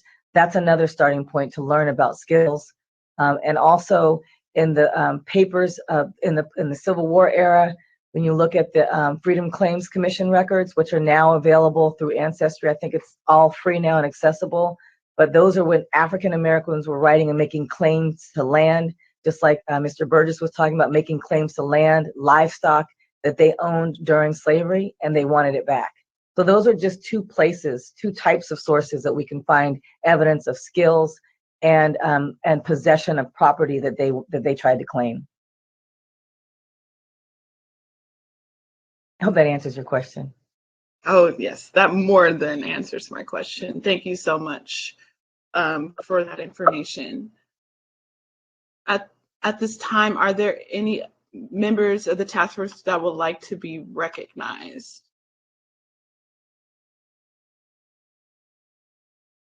Kayla? Yes, this is Don Tamaki, you are recognized. Thank you. I just want to make a comment, just stream of consciousness thoughts. I really appreciate the power of the personal narrative. And really, Professor Berry and Professor Smith, and certainly Jonathan Burgess, really appreciate that. I think it also creates a methodological path forward on the listening sessions. I know that in the Japanese American reparations efforts, it was the personal narrative, even more so than the organizational testimony, that moved the needle of public opinion. And I so appreciate, viewing this, the problem that you're illustrating through the eyes of the victims. Thought that was really good. For me as an Asian American, I'm always looking for areas of intersectionality. Again, not equivalence, but intersectionality, where other people, non-Black folks, have a reason to support Black reparations. And Professor Smith, in your discussion of the Fugitive Slave Act from 1852 to 1855, and in particular the prohibitions against Black people testifying in court. Of course, that was true for Chinese Americans as well. There's a 1854 case of People versus Hall, which struck down the testimony of a Chinese man, saying he was not eligible, not qualified to testify. And what the history doesn't note so well is that led to being open season on people of color. It allowed people to be attacked, murdered, have properties stolen with impunity. And so I think the task force would be a great service to educate the California public on the consequences of institutional policy. And then to Jonathan Burgess, as a family who's had their own property confiscated under the guise this time of redevelopment and eminent domain and condemnation, I really sympathize with your family's predicament. I appreciate your story. And again, I think it provides just another basis for how we might relate your stories to the greater history of California and why something has to be done about this. So thanks and appreciation to all the speakers. Thank you, Member Tamaki. I had a question and comment for, Member Holder, you are now recognized. Thank you. I wanted to thank all of the speakers for your illuminating, heartfelt comments.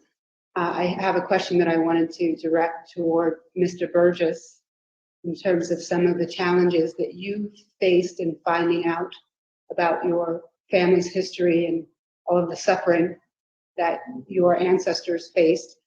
In so many ways, I thought your story, it was so heartfelt and it was so touching and moving.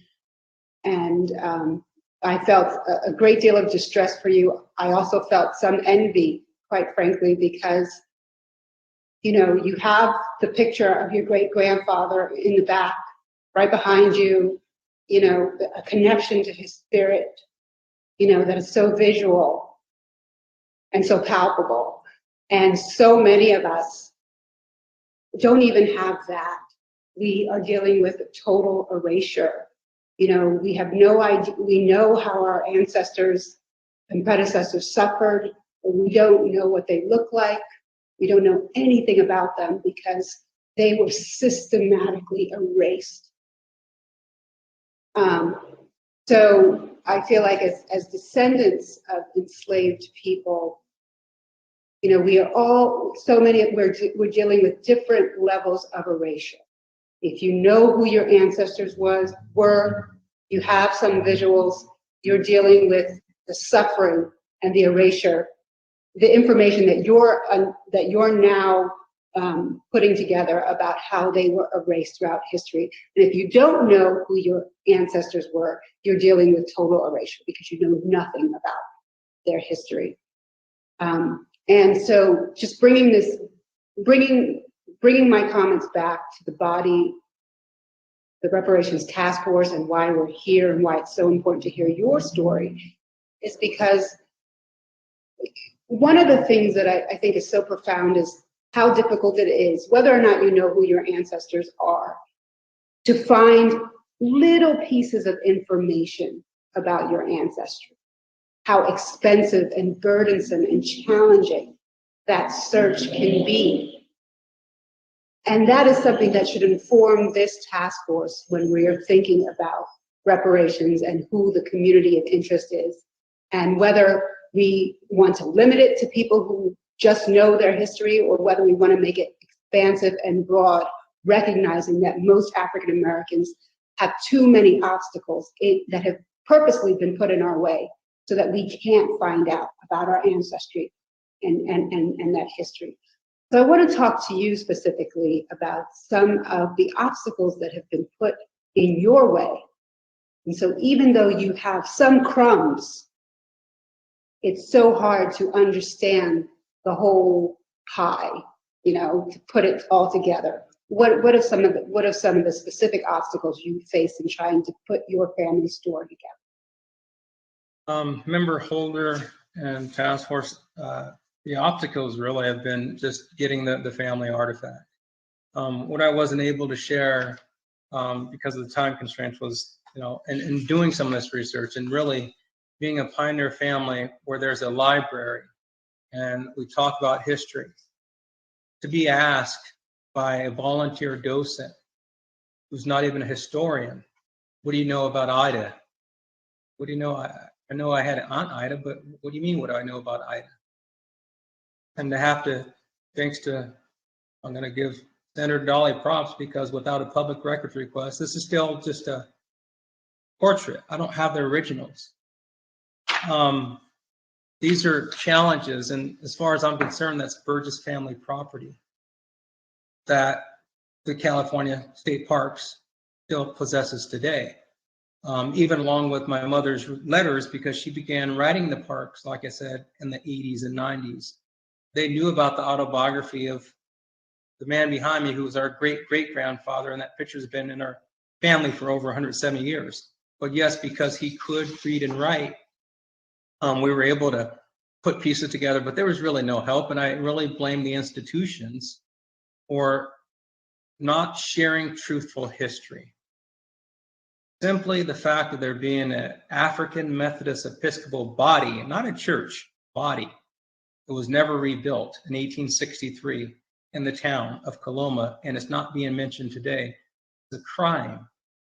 There's a Pacific Appeal newspaper where my great-grandfather, his actual son, dark-skinned guy, and of course the oral narrative is he would marry the darkest woman he could find to take the bloodline back. But his son wrote an article in 1870 about the kids going to school. He was appointed secretary-treasurer of the AME Church, or the AME body, when the colored citizens met in what was called the Methodist building in Coloma.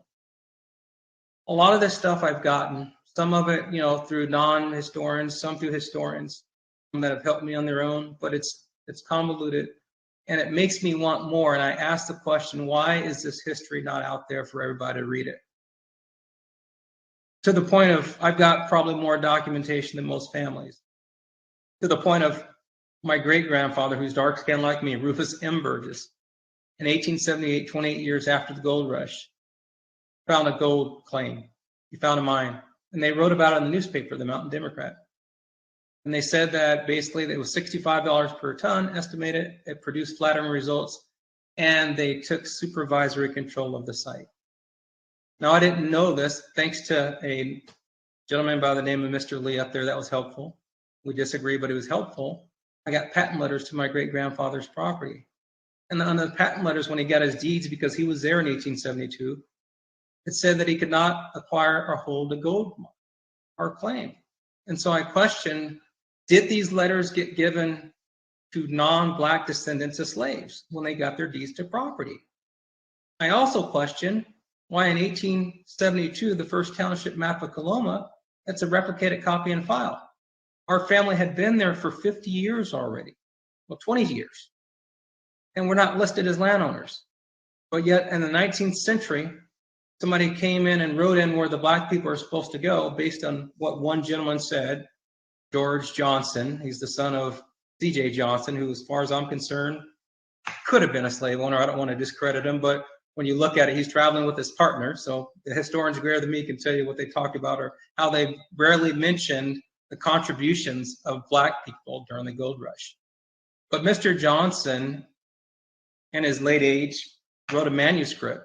He was born in 1868. He's actually in a picture with my great-grandfather. And they took what he said and made it part of the gospel and built that park. Put all the 5 black families down in one lower end of the park, which they were because it was segregated at one point.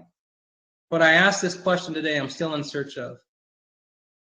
The Nelson Bell property.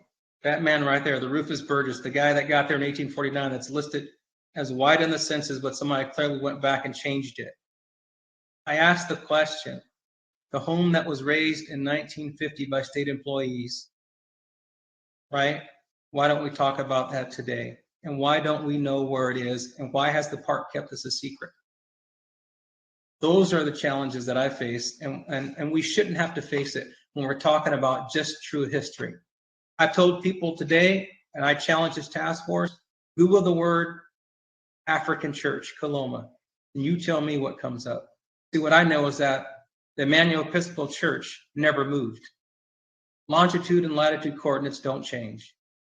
They can say what they want, but we've got both deeds to that church. And it didn't make sense for Peter and Elizabeth Wimmer to be listed as landowners when they left and went back to Utah in 1857. Peter died in 1861, and Elizabeth relocated to San Luis Obispo when she came back to California, but yet on the 1872 map, they're listed.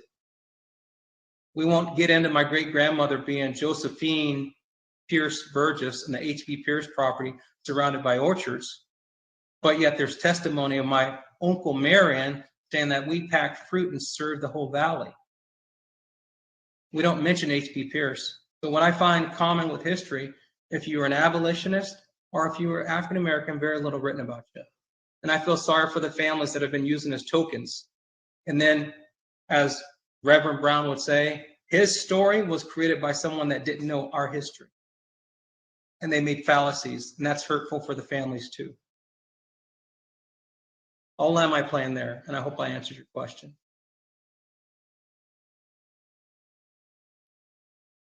Thank you, Mr. Burgess. I just had a quick follow-up question.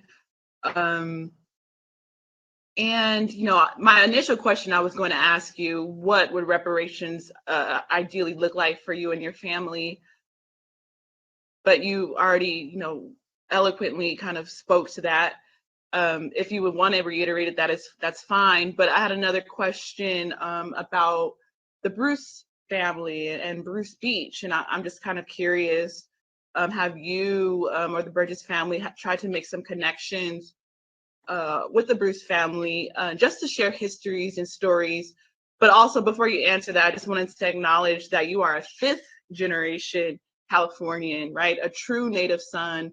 And like Member Holder said, you have so much information related to your family. Most Black Californians, right? We came from the Great Migrations, right? And you are unique in the sense that your family was here well before the Great Migration. So I really wanted to say that it's really an honor to hear from you as a true native son of California. And if you wanted to reiterate, you know, what an ideal reparations package would look like for you and other families similarly situated, that would be great.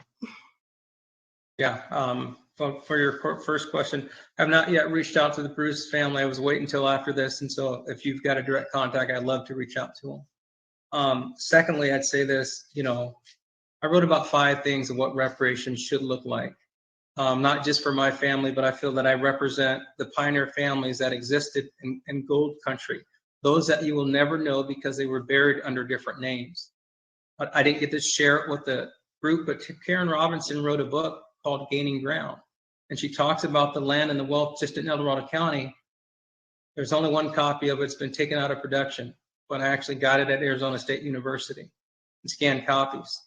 And so from what I've been able to tie to Nelson Bell, buried under a slave name, he was actually Rufus Burgess. What I did learn is tactics did not change. We have probably several of us that acquired wealth and buried under a different name. But what reparation looks like, as a matter of fact, yes, just like the Bruce Beach family. In instances, if we need to do a DNA test with this man, and let's do the probe and put this to rest for once, because I told you I'm a truth seeker. Parks, the institutions, I can't even blame the parks. The institutions has withheld this information. So reparations immediately, the land that's ours, the state of California, yes, they return it and they pay back leases for it. And for everybody that won't know who their loved ones were, develop a fund. Because I know personally that the state pays no taxes. They don't pay taxes on buildings. They don't do any of that for the building. So I look at parks different. I look at prisons different based on what I know. The last thing I'll say about reparations is we want policies enacted that actually protect us. The California Constitution clearly, going back to when it was formed, has failed to protect descendants of slaves. We may say in a fallacy that there is, and one of those things is let's just look at our government contracting. And I'll tell you how many people are descendants of slaves that actually have government contracts. So not just the Burgess family. Our ancestors didn't ask for anything. In fact, they worked for free for years. And it's a shame that the state of California, their contracting list, when you look at it, it's less than 1% going to descendants of slaves. So I'd say give somebody the opportunity to hand up. Those are things that can be enacted right now. Yes, cash payment, absolutely, for the trauma. The fact that I don't have these, my mother didn't know all this stuff. The federal, if we can go to the president and ask for money for the refugees, which I agree with because they're here for the sanctuary city, we can go to the president and ask about these federal things that enacted that affected the generational wealth, such as taking a gold claim from my great-grandfather, who actually found it, and being justified under the federal laws of Congress. That's a direct effect to the generational wealth gap that we talk about today. When you look at African-American descendants of slaves in California, across the United States. The gold rush actually made us the 5th largest economy in the world. And it's shameful that when you look at my family compared to my European brothers and sisters that came over here long after us, they're still 5th generation landowners. They have legacy wealth. That's not right. I've done well for myself. I'll continue to do well for I'm not asking for a handout. It's what I'm entitled to. It's my birthright. So I would tell the state of California, yes, those immediate things, just like the Bruce Beach family. We're not talking about the little land that you condemned. We're talking about the land when the lady asked me, what do you know about the land on the north side of the hill? Or my recently retired, well, he's been about 10 years, firefighter, Irish brother that says, John, there's a plot of land that's sat vacant across the river for more than 30 years. I know whose land it is. The state of California knows whose land it is. Let's get down to the business. And let's reinstate what we can while we wait for this task force, finish out educating everybody else as to why this needs to be done. But I hope to be able to help those other families that have lost their loved ones. Indentured servitude, Tina Alexander asked a question a long time ago when she was helping me out. Where are the children? I'll tell you where some of them are. Look at the grave sites. Every African American just about born up there is listed with the estimated year that they were born. You see, one thing that Europeans did do is they kept really good history. They knew even the month, day, and sometimes the date they were born. Nobody really cared about slaves, and it was rare that they did, even a descendant. So that's how I found who I believe to be Ida Burgess, along with these pictures that were apparently taken out of the Burgess home. I land. Thank you. Thank you. Member Grills, you are recognized. Member Grills, you are recognized. I know my mic wasn't cooperating with me. Thank you. And thank you to the panelists for both moving and very informative and thought-provoking testimony.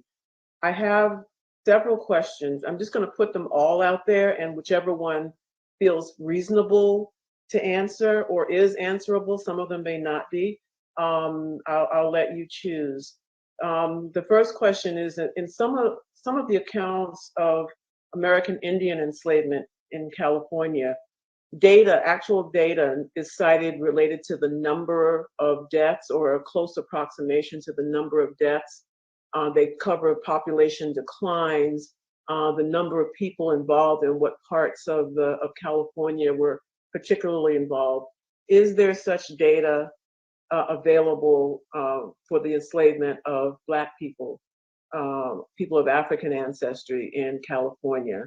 Another question is, do we have any sense of the wealth arising from Black slave labor during the gold rush and any institutions or businesses that benefited from that to this day? The third question, is there a repository of stories like that of Mr. Burgess and the Bruce family? And if not, if so, where can we find those? And if not, do you have any recommendations for how to create such a repository and resources that people can turn to gather that information?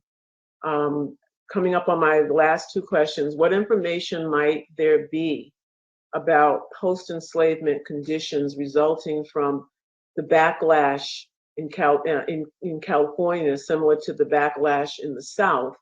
You know, things like lynching, incarceration, Jim Crow, et cetera. And then the final question, how would you define a California African descendant of slaves? How many, does it need to go all the way, how many generations back must one go to potentially qualify if there were cash reparations? Do you have to be, does it go all the way back to the 1800s, the 1700s, and you have to be able to trace that all the way back? So those are my, series of questions sparked by things that you shared today. Thank you. I'll dive in on the repository and to share stories. And so I was moved by my own personal experiences, knowing that they can help others.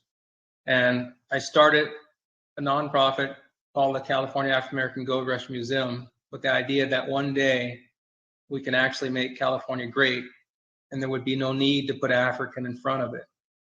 But our institutions have failed us, and so there's a need to actually tell true history. I would like to at least have this task force consider that and have historians that are not under the premise of the state of California, because the institution of the state of California has failed us time and time again. I need free thinkers, independent, that are not going to be comprised and constricted to even some of the things that this task force are constricted to, so that we can actually, to Reverend Brown's point, share true history. We don't have to demean other family members or descendants to do that, but there is a way to share history, because what I've experienced and my family has experienced is traumatic, and it hurts still today. So I don't know of a repository. I'd like to put this forth so that it can be one, considering I know there are other pioneers that were brought here. And I'd be willing to put in the research and share all that I have so that others can find loved ones potentially with the way that I was able to find mine. So thank you. Professor Berry, then Professor Smith. I'll be brief because I think Dr. Smith will have more specifics on California, but I will say to answer, I think it might have been your third question about the repository, and I wanted to make a comment about the materials that Mr. Burgess was sharing, that African American history is often like putting together a quilt or looking at a crime scene, and you might have a shred of evidence that's a piece of hair and a spoon that somebody ate off of, and a partial bill of sale, and a photograph that you can't quite see the picture, and maybe something else with the ink dried or had stains on it. That's what Mr. Burgess, I think, has described, and I think you all see it. That's the work that we as historians do, and also genealogists. And I do think we have made major advances in genealogical research and the technologies we have at our fingertips to do that work. I would love to see I think about StoryCorps on NPR, where they used to do interviews, where they had these little story booths where they would do interviews where Jonathan might be interviewing one of his relatives and just asking them questions about a history, and those were cataloged and shared. I think oral history is a starting point, and to catalog it, and we can use the internet. I think whatever we do or whatever you do, make it free and accessible, put it up online, and allow it to be a database that people can add to and build on, and to tell these stories, and then allow us to put it in museums, allow us to write about these stories in history books. Museums need complete overhaul. They need consultation to go and include stories of people who were there. I can't tell you how many times I've gone to museums when I brought students with me to do archival research, and we're just floored at some of the exhibits that we've seen. And I'm not criticizing all museums, I'm just saying in general, particularly some of the local smaller places. Local museums could use some support, and stories like Mr. Burgess' story should be in museums, and many others. We just don't know them. It doesn't mean we can't find them. It doesn't mean that we can't figure it out, but we have to piece together this history, document, story, and artifact one at a time. And that's what it is. And I hope that this creates a movement of people doing just that. Thank you. Thank you, Professor Berry. Professor Smith? Thank you so much for that question, Dr. Grills, or multiple questions. I can probably speak to many aspects of your question, so I'll try to move through them. I think the first question that might be the most helpful to answer is, do we have the same sorts of data and statistics about the enslavement of people of African descent in California that we do about Native people? Probably not. Yes and no. Both are actually very difficult to document. The reason that we have so much data about Native Americans is that every time a group of white people slaughtered Native Americans, it got reported in the newspapers and in federal records, because these were considered to be federal issues, right? Policy toward Native people was a federal prerogative, and so you would hear federal officials complain about what was happening on the reserves and so forth. So, in some ways, we have less documentation about that, and part of the issue too is that enslaved Black people compared to Native people of California, of which there were hundreds of thousands when Americans started showing up during the gold rush, relatively small in number. I try to make the case over and over again, not insignificant, because you don't have two California Supreme Court cases surrounding enslaved people without this issue being significant, but the numbers are a lot smaller. I think also that there was an attempt to conceal. Slaveholders sort of knew that this may not fly, and so they were actively, I would imagine, we don't have a ton of evidence about it, but actively trying to hide evidence of their enslavement, right? If you are holding people in slavery, especially after 1855, and there definitely were lots of people, especially in Sonoma County, in that position,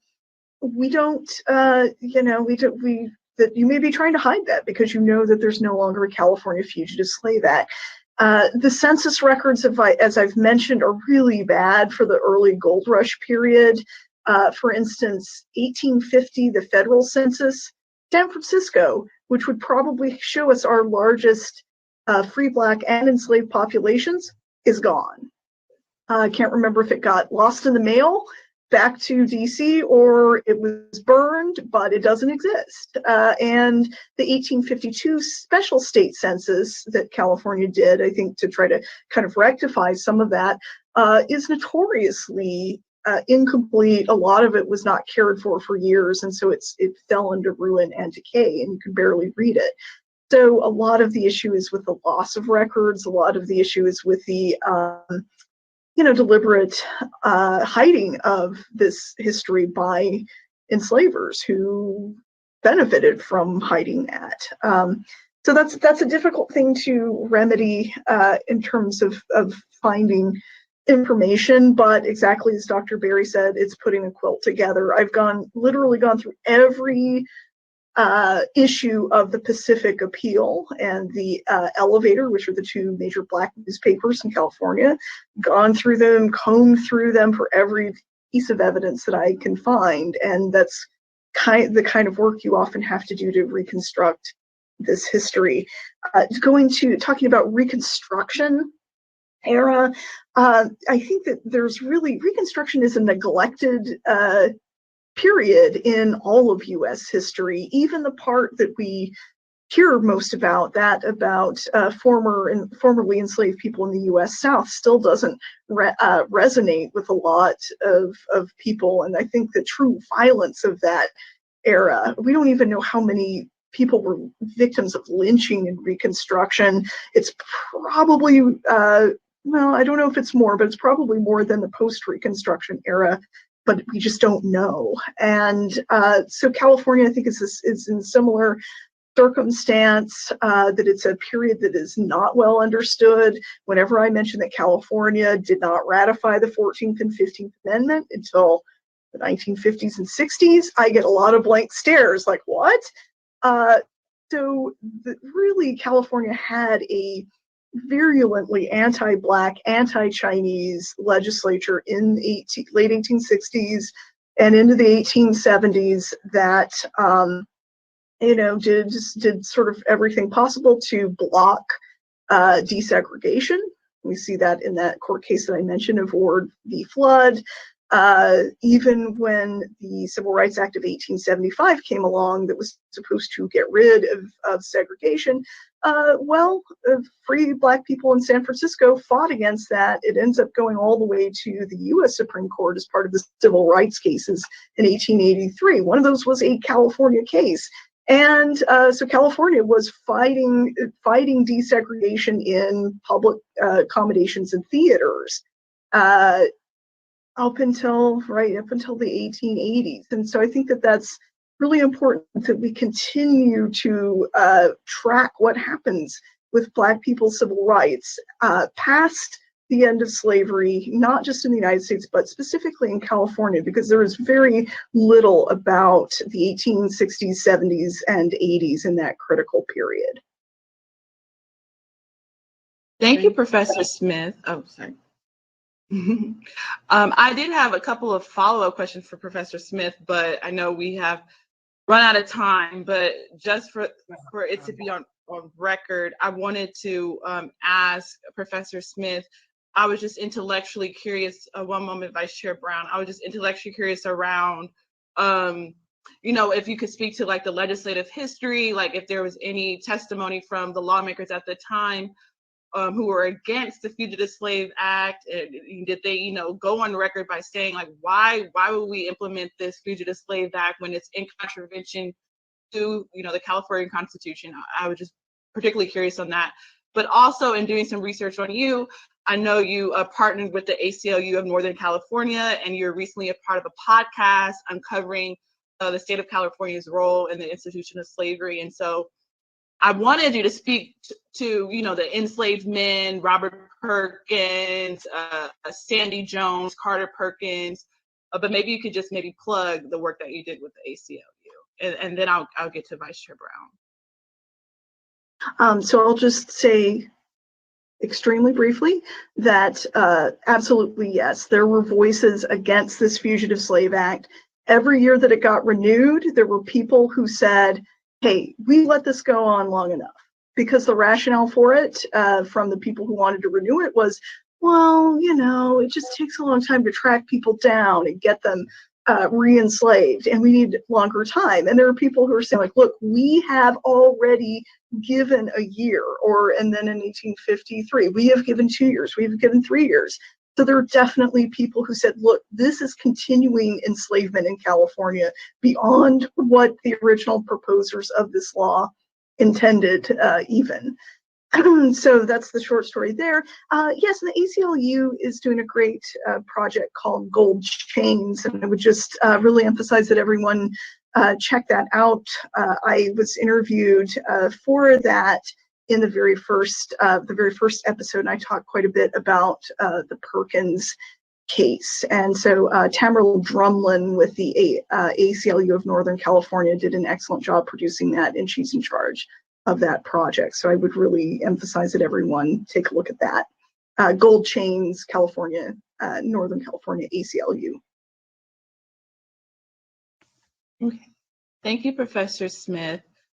Vice Chair Brown, did you have a brief comment? Yeah, a quick comment. Thank you, Madam Chair and members of the task force. I have right here in my possession Broussard's, Albert Stephen Broussard's, his 1977 doctoral dissertation. There's a wealth of information in this book. Secondly, I would like to mention that I hope that the task force would consider agendizing the notion of all the iconic sites,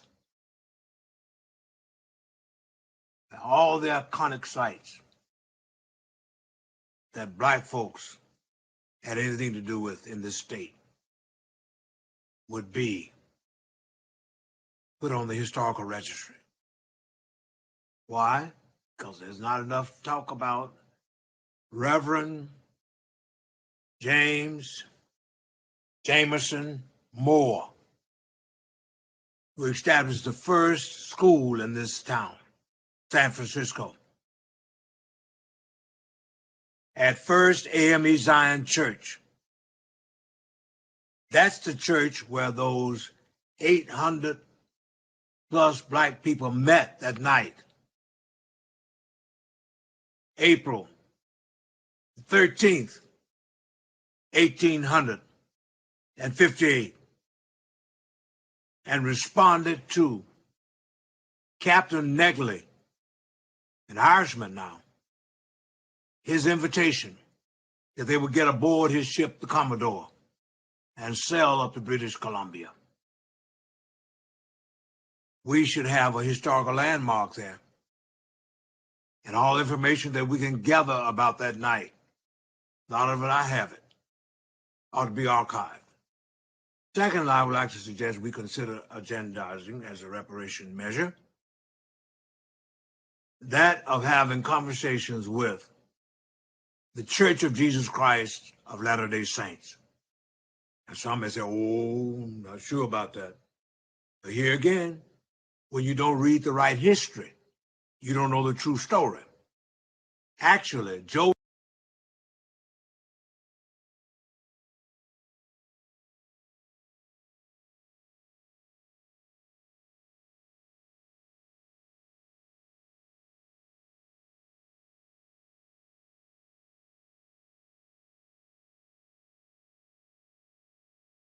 of the abolitionist movement in New York State.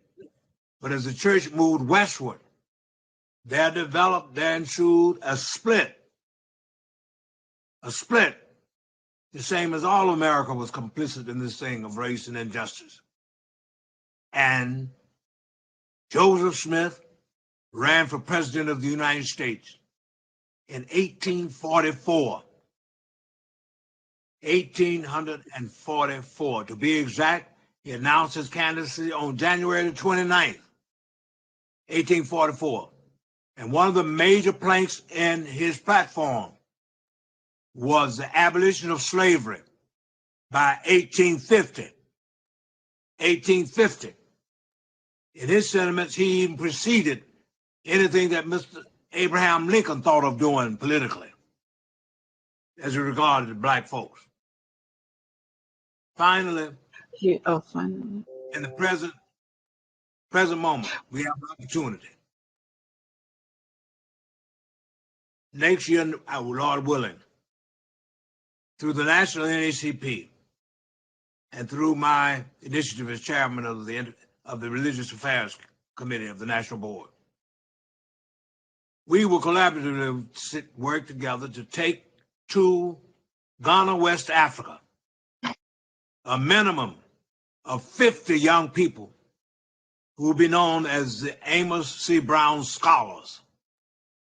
They will go to Ghana, be a part of a seminar and a comprehensive program, and after they will have seen ground zero of that evil enslavement trade, they will come back to the United States from the Church of Jesus Christ of Latter-day Saints, National NACP, and local faith community in this Bay Area.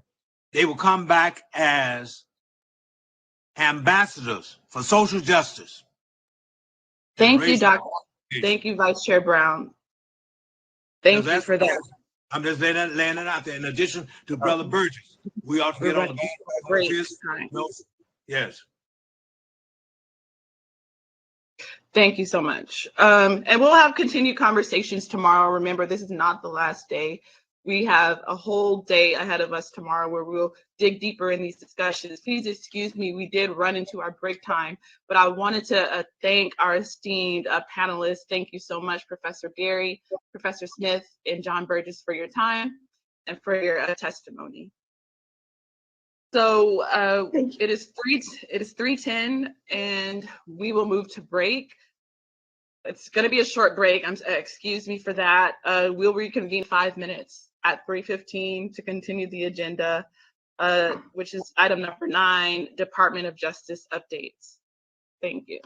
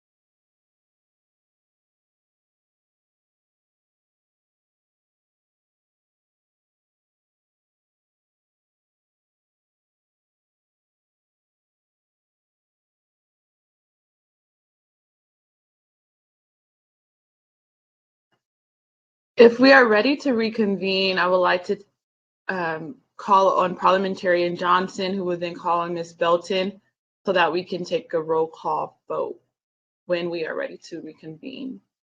Parliamentarian Johnson, you can speak. One moment, I'm trying to.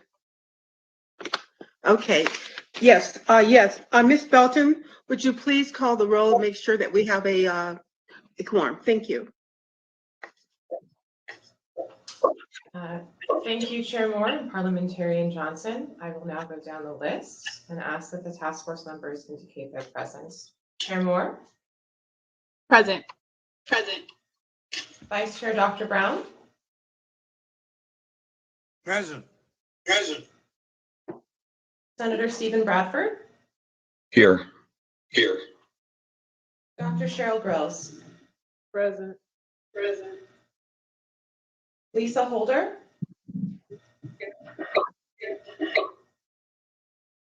Here. Here.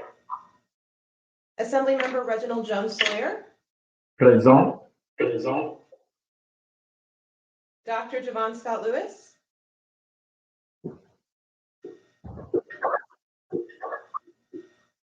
Don Tamachi? Here. Here. Councilmember Monica Montgomery Stepp?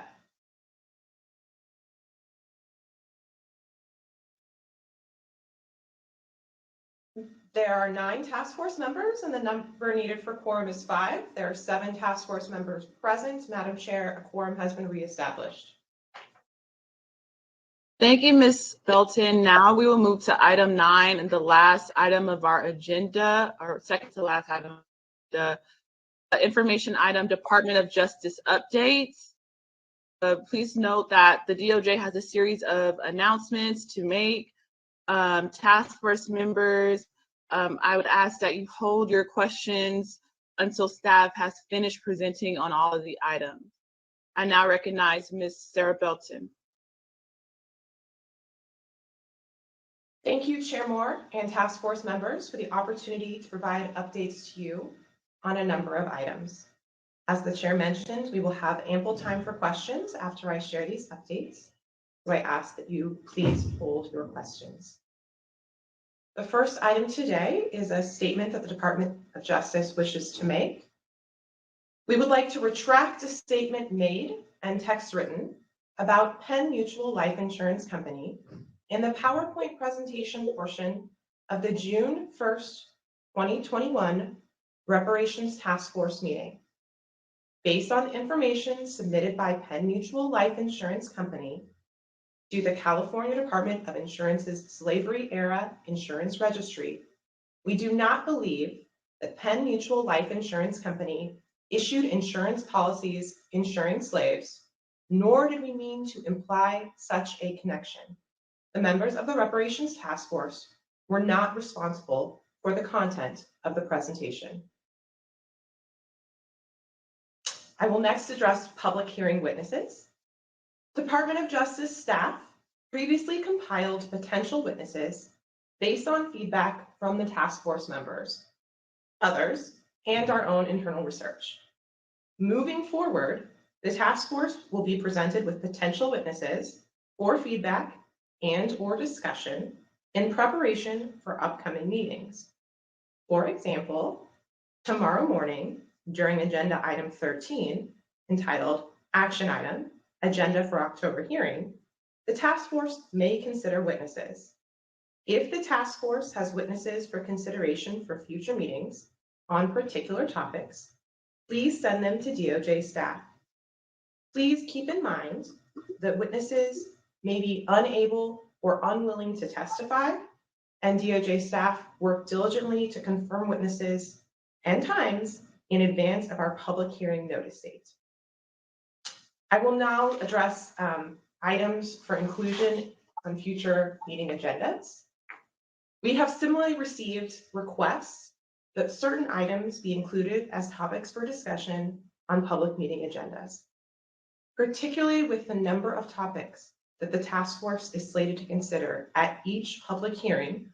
According to the adopted public hearing plan, there is limited time left for other matters. Moving forward, we anticipate the task force will have an opportunity to consider whether to include particular topics on the meeting agenda for the next meeting or future meetings. For example, tomorrow morning during agenda item 13, again entitled Action Item, Agenda for October Hearing, the task force may consider additional agenda items that the task force wishes to discuss as a body, time permitting. I will now address some follow-up questions that arose during the July 9th meeting relating to the Bagley-Keene Open Meeting Act. Specifically, at the July 9th meeting, task force members asked DOJ staff for an update on the task force's ability to convene subcommittee or advisory committee meetings. Answer to this question is yes, the task force is authorized to create subcommittees. And AB 3121, specifically Government Code Section 8301.3, subsection B, permits, quote, any subcommittee or member of the task force may, if authorized by the task force, take any action that the task force is authorized to take pursuant to this section, end quote. However, any subcommittee created by the task force may be subject to the Bagley-Keene Open Meeting Act. As a reminder from the June 1st meeting presentation, Bagley-Keene applies to state bodies, and as the task force was created by statute, it is a state body covered by the Act. Under the Act, however, the type of subcommittee the task force is authorized to create would also be subject to the public meeting requirements of the Act. Specifically, Government Code Section 11121, which defines state bodies, includes under subsection B a committee or similar multi-member body that exercises any authority of a state body delegated to it by that body. Similarly, subsection C would cover advisory committees if, quote, if created by formal action of the state body or of any member of the state body, and if the advisory board so created consists of 3 or more persons, end quote. I will now briefly address the Community Engagement Plan Interagency Agreement. The task force heard from Dr. Grills and Dr. Stoll this morning about the Community Engagement Plan and the scope of work with the UCLA Bunch Center. Having heard the task force adopt the scope of work with an emphasis towards being inclusive, DOJ staff will now work to enter into an interagency agreement with the Bunch Center. Please note, DOJ staff will work with our contracts team internally on this, including working to secure the necessary funding. I will now address a couple of items that have come up relating to meeting logistics and administration. DOJ staff have received a number of comments and questions regarding the use of the BlueJeans video conference platform. Please note that BlueJeans is the platform utilized by all entities within the Department of Justice when our office hosts video conferences and virtual events, up to and including events with the Attorney General. For task force meetings, we use BlueJeans events in order to be able to accommodate more attendees. Relating to accommodations, as is included in our meeting notice and agenda, members of the public may reach out to our office to request accommodations for a public meeting. Individuals can contact us by email at reparationstaskforce@doj.ca.gov or by phone at area code 213-519-0504. I will note here that this phone number and email address are both dedicated to the task force and available to receive messages. Those messages are checked regularly by members of our team and shared with the task force in advance of public meetings. I'd like to briefly touch on the report. As the task force voted in the first meeting, DOJ staff have been hard at work to research, outline, and draft the first report, which must be issued by June 1st, 2022, and contains 12 substantive sections or chapters. We thank the task force for its engagement as we work through these chapters. We also want to note that we have been in contact with the State Archive within the Secretary of State's office and the California State Library to make sure that our research and drafting team is able to access their resources. Speaking of resources, the Department of Justice has previously shared with the task force members a copy of the budget change proposal, which provides resources to implement AB 3121. This budget was focused on DOJ staff to support the work of the task force, and we've actually had many more staff resources working on this project that was initially included in that budget. The time expended by staff includes work on the report, work planning and administering these public hearings, and responding to other task force inquiries. Since we do not have an unlimited amount of resources and a relatively short defined time in which to complete the work of the task force, we are working to respond to additional requests and must prioritize them as appropriate. The last item I'd like to briefly touch on is the Conflict of Interest Code. As a state body, the task force enacted by AB 3121 has 6 months after creation to adopt a Conflict of Interest Code. We'd like to make the task force members aware that DOJ staff have worked on a draft code and are in communications with the Fair Political Practices Commission about its contents. The FPPC strongly suggested that we collaborate with the agency before bringing the code to the task force. We hope to have a document to share for your consideration soon. This will be included on a future meeting agenda, as adoption of a Conflict of Interest Code is something that the task force is required to do. Thank you for your patience. I am happy to respond to your questions.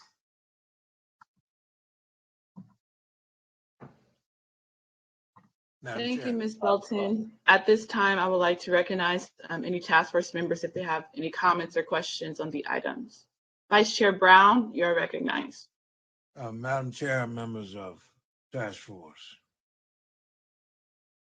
I would like to share with Ms. Belton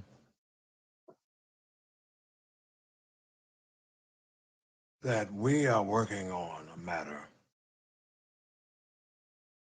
that is very crucial, very serious, and it's about Black folk. As much as it is about us, speaking as Vice Chair, I feel that it is a matter of respect, civility, and honor for the Department of Justice to recognize and understand that we are concerned about the people. The people. That's all. And during this process, as we have been asked to be on this task force because we bring something to the table. We are not novices. We are people of letters, of respect from our communities, and we are world citizens. Therefore, we hope that going forward, and we had hoped to share that with the Attorney General and the Secretary of State, that the staff would give our chair the respect,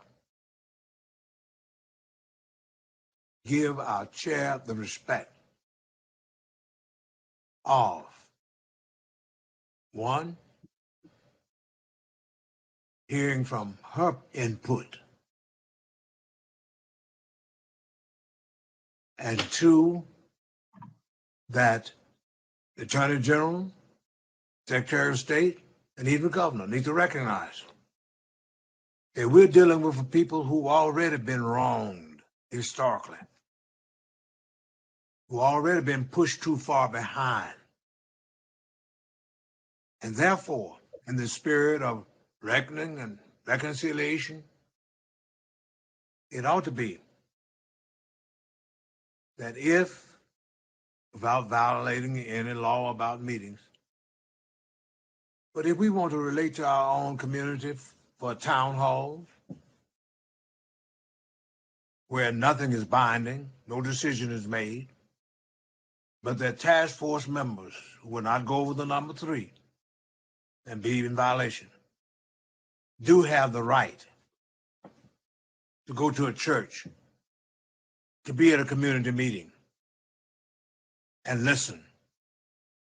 Mississippi, where I came from, the old adage is God gave us 2 eyes to see, 2 ears to hear, and 1 mouth to speak.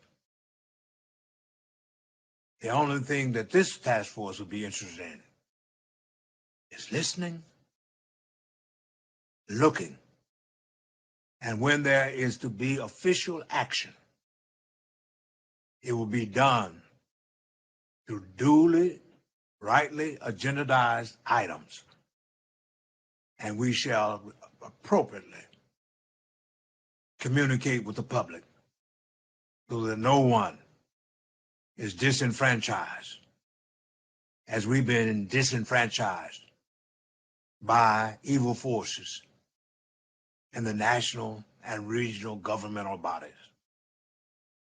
So we hope, we plead that you would take this back to all of the authorities. And if we are wrong, show us where we're wrong. But this voices my sentiment, and I hope the sentiment of all the members of this task force. The civil rights movement came from the bottom up, not from the top down. And that's not to negate or disrespect resources, knowledge, whatever, come from wherever. But we don't need to be treated like we are children, or that we don't have the capabilities for self-governance. We must not buy into that silly notion that I quoted before, that Aristotle uttered during the 4th century BC, who said that black folks, in his politics, he said it, would never be capable of self-governance.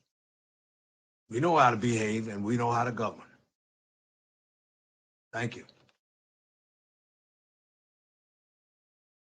Thank you, Vice Chair Brown, for your comments and sentiments. They're definitely echoed by myself, sure, the task force as well.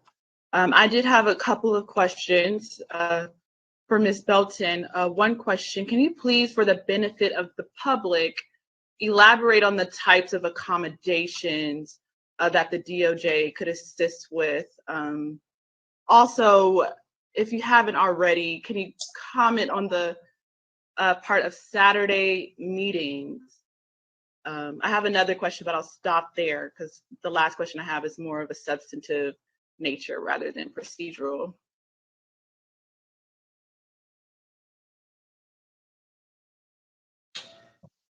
Thank you, Chair Moore. I will take the accommodations question first. And of course, this would depend on the nature of the request that we receive and the type of accommodation that a member of the public is looking for. So, you know, it would depend on what folks reach out to us for, and we would have to work with them to figure out the appropriate accommodation. So it's not a set response. It's dependent upon the type of accommodation requested. Can you give some examples based on other tasks supported or the DOJ has supported? Unfortunately, I don't believe that the task force has received accommodations requests for the virtual meetings that have been held so far. And prior to the executive order that was issued during the pandemic, of course, meetings were happening in person in public. And so the type of accommodations requests related to those types of in-person public meetings. So again, it's a particularized response to the specific accommodation requested, and it would depend on if and what accommodation was requested by a member of the public for a task force meeting. Regarding Saturday meetings, unfortunately, while we certainly understand the desire for potentially increased public engagement that could come with weekend meetings, we have considered this internally extensively, and we are not able to support weekend meetings at this time. In addition to operational reasons, such as overtime requirements, the burdens on both the members of the task force and the numerous staff on the DOJ team required to put these meetings on, weigh against holding weekend meetings. But perhaps more importantly, and especially once the pandemic emergency exception to Bagley-Keane's requirement of meetings in person to be open to the public, weekend meetings would require extensive office resources on the day when state offices are closed, or the coordination and potentially cost of obtaining other locations. We certainly hope that the task force's blueprint for community engagement, which was considered in July and again discussed today, will provide even more avenues for involvement by the public, including listening sessions, and then we are already providing by having multi-day meetings with multiple public comment periods. Thank you, Ms. Belton. Vice Chair Brown, you're recognized. Ms. Belton, I consider that to be very unreasonable. Totally. But we are concerned about righting a wrong. It requires extraordinary time.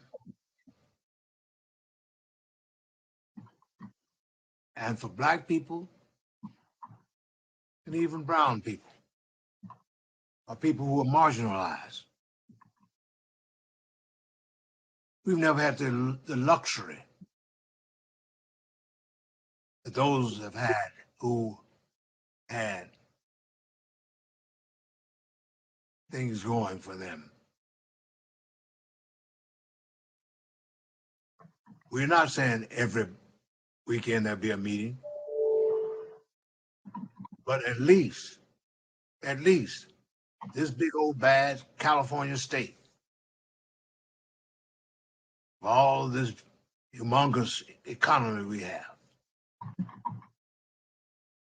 there ought to be at least one or two meetings that would fit the schedules of the oppressed. So would you please tell Mr. Attorney General, new occasions teach new duties. And time does make ancient goods uncouth. We deserve consideration. If we wanted to have a town hall meeting on the weekend to accommodate the people, it's not asking much for the sake of the people. Not for us, but the people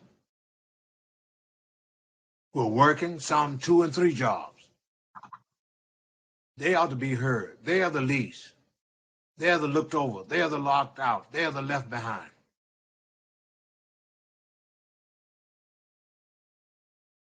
There were an earthquake of a 6 or 8 or 9, we would stop doing business as usual, and everybody would run to the rescue. And we'd hope that the governor, the assembly, and all would take this matter seriously and know that this thing of race, oppression, bigotry, and unconstitutional acts against Black folks is a fault line. And this is of seismic proportions.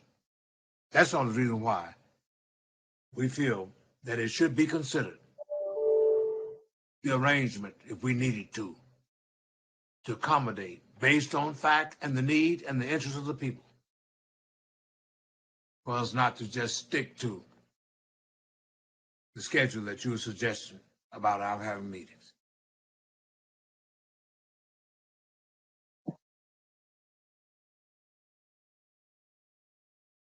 Thank you, Vice Chair Brown. Also, for the benefit of the public and those that are listening, in the event that staff or the California DOJ isn't prepared to provide an example of what an accommodation request could look like, I would like to offer an example for myself. So, for instance, if any members of the public are hearing impaired and may want to participate in the public hearings, but there is, they're hearing impaired, right? I just checked the YouTube live stream. I clicked closed captions, and they're not available. Similarly, I just looked through the Blue Jeans and tried to access the accessibility feature for closed captions, and I, was not able to do that or find that, and that leads me to say that that's not enabled, particularly for this hearing.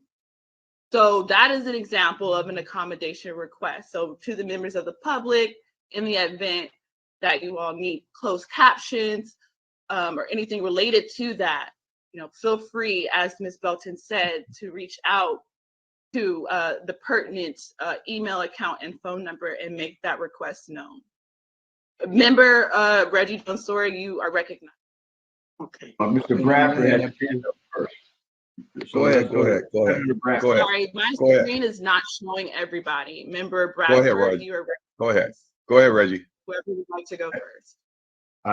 Let me make a suggestion. And I've been in the same spot as Ms. Belton has been. I worked for the city for 25 years, and I'm a recovering bureaucrat, so I understand the confines that you have and the orders that you're giving from your supervisors, and then the budgets that you're given and the resources that you're given. And as I said before, sometimes they don't, and that's us, the elected officials, we don't give you enough money, funding, and resources to be able to do all that we, the public, are asking to do. And so generally what I would do, instead of saying, and this is no reflection on staff, what I usually recommend to staff is, instead of saying no, tell either, especially elected officials, if you know how we are, you never want to tell us no. You tell us what needs to be done to be able to perform or accommodate that.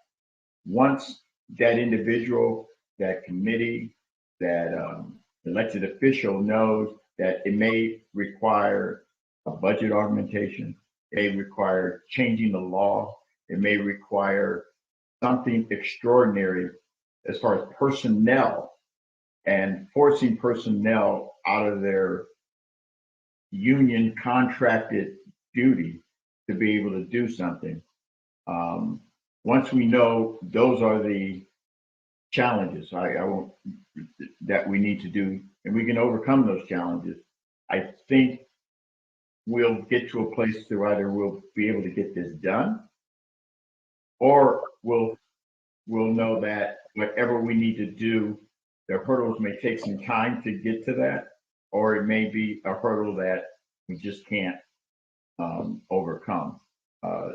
I think Ms. Belton and the people we directly interact with, they're kind of middle management in the middle, and they're doing the best job. And in fact, they're doing a phenomenal job, especially dealing with people like myself, because I'm the one that brought this whole conversation up. So I feel a little guilty about it too, because I'm the one that wanted to expand more meetings. And I do believe this committee is so dedicated to doing this. We wouldn't even take financial compensation. That's how committed we are to being able to meet on Saturdays or Sundays on a rooftop, in a parking lot. I'm sure we will do that.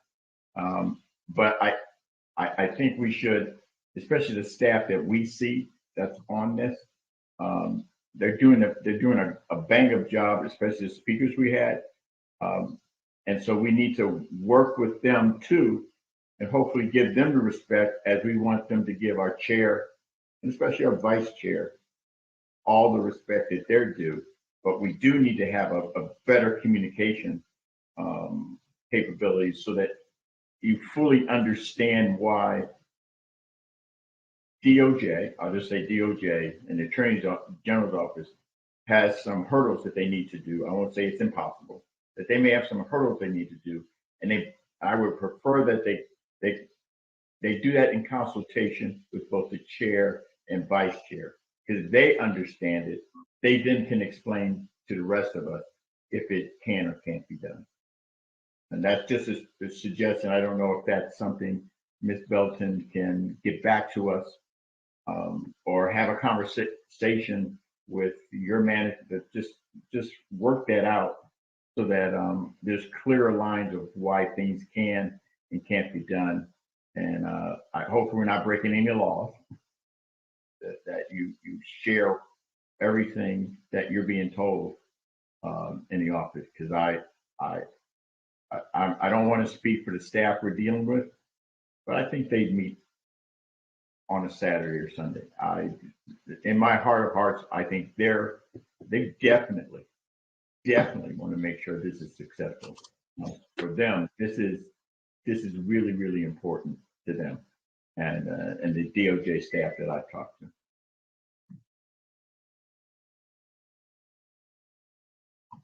Member Bradford, you are recognized. Thank you. And I'm going to echo the sentiments of my colleague, Reggie Jones-Sawyer, as well as Dr. Brown. As an individual who's been elected for 22 years, I think public input is critical. And to silence that voice, whether unintentional or not, by seeing that we can't hold some kind of meeting on a weekend, I find it somewhat insulting, especially in light of our current budget situation. And almost to paraphrase Dr. King, the Negro continues to get a bad check that comes back insufficient funds. And it's no way that I'm going to believe the vaults of California can't afford to host a Saturday meeting over the next 2 years to allow as much public input as possible this is a unique situation here with this task force. And I think we have the opportunity to set an example for the rest of the country and the world as to what we can do. And to say that we only can do it through Monday through Friday, I think diminishes the importance of this body. So I would strongly support. I have no problem in calling Attorney General Bonta, and I have no problem calling the governor as well. There are resources in the vault of California that can afford or accommodate a weekend meeting. All right. Thank you, Member Bradford, for those comments. Does any other task force members have any questions for Ms. Belton related to those two areas, accommodations and meetings? Ms. Holder, Member Holder does. Member Holder, you are recognized. Excuse me. Yeah, thank you. Just to follow up on what Member Jones-Sawyer and Senator Bradford just said, I want to reiterate that what we are doing is extraordinary. It's an extraordinary task that we're undertaking. Many of the people who have called in, the public that has been recognized, they've talked about how do we educate the community? How do we make direct contact with Black folks beyond organizational contact? There's a public outcry right now to bring this truth to the people. And if the people, including young students who are in school Monday through Friday, want to hear this truth, they may need to hear it on a Saturday. And part of our task, part of our undertaking is to reveal the truth. And if that needs to happen on a Saturday, then it needs to happen on a Saturday. Let's make it work.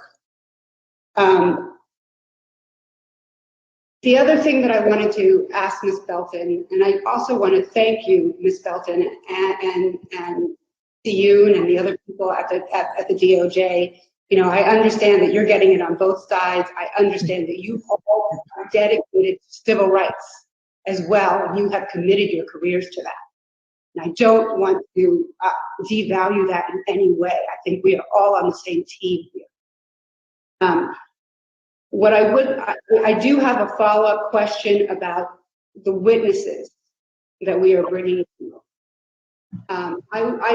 Many of us have put forth a number of witnesses, expert witnesses and lay witnesses who we think will be critical to inform the findings of the written documents that the DOJ is working so hard on. And I think those folks that we have recommended, it's very important that the DOJ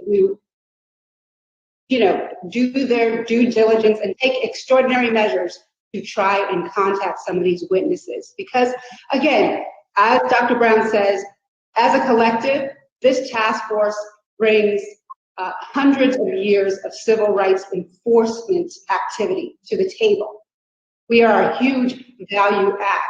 When we say that there is a certain witness who is going to bring tremendous value and inform the document that's going to serve as support for our recommendations, that recommendation is really important. And all measures need to be taken to try and get those witnesses, make those witnesses available. So what I would like to know and what I would ask the DOJ is whether they can track all of the task force's suggested witnesses. So every recommendation that we've made as far as a witness, track it, put it in a document systematically, let us know what steps have been taken to try and bring that witness to present, so that we at least know, so that it's the process is transparent, and that we know that when we're making recommendations, all the steps necessary are being taken to get those witnesses here.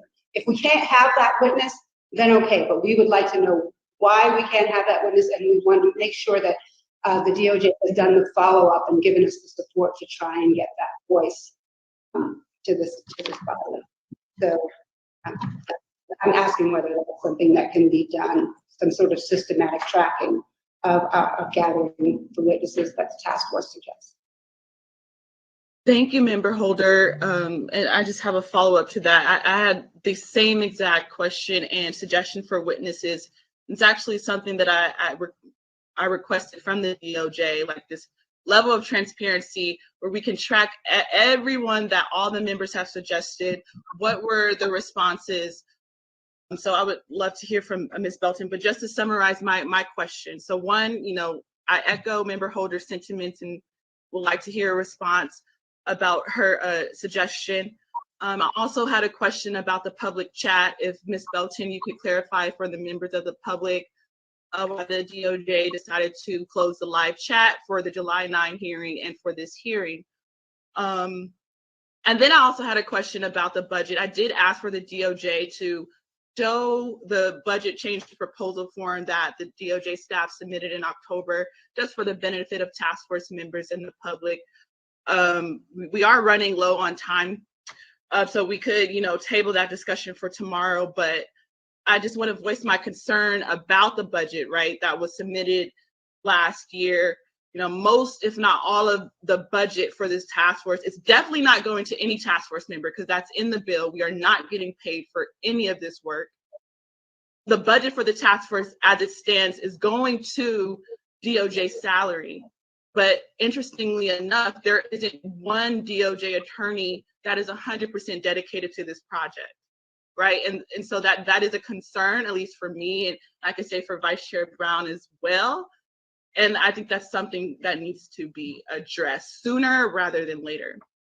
So again, Ms. Belton, if you can address for the benefit of the task force and the members of the public, the reasoning for shutting down the live chat for the July 9 meeting and the September for this hearing, address at least a member holder's suggestion about witness tracking and transparency, and then the budget. Thank you. So as to the spreadsheet, I just want to note that within your meeting materials are the witnesses that are going to be potentially considered for the October 12th and 13th hearing. I will note that the October meeting has an October 1st notice date. And so while I will ask staff to work on a spreadsheet to track their outreach, today is the 23rd and October 1st is very soon. I also want to note that of the witnesses that we reached out to for the September meeting, a number of folks told us no or were not available. So thank you, Member Holder and Chair Moore, for that question. That is my response to that piece. On the public chat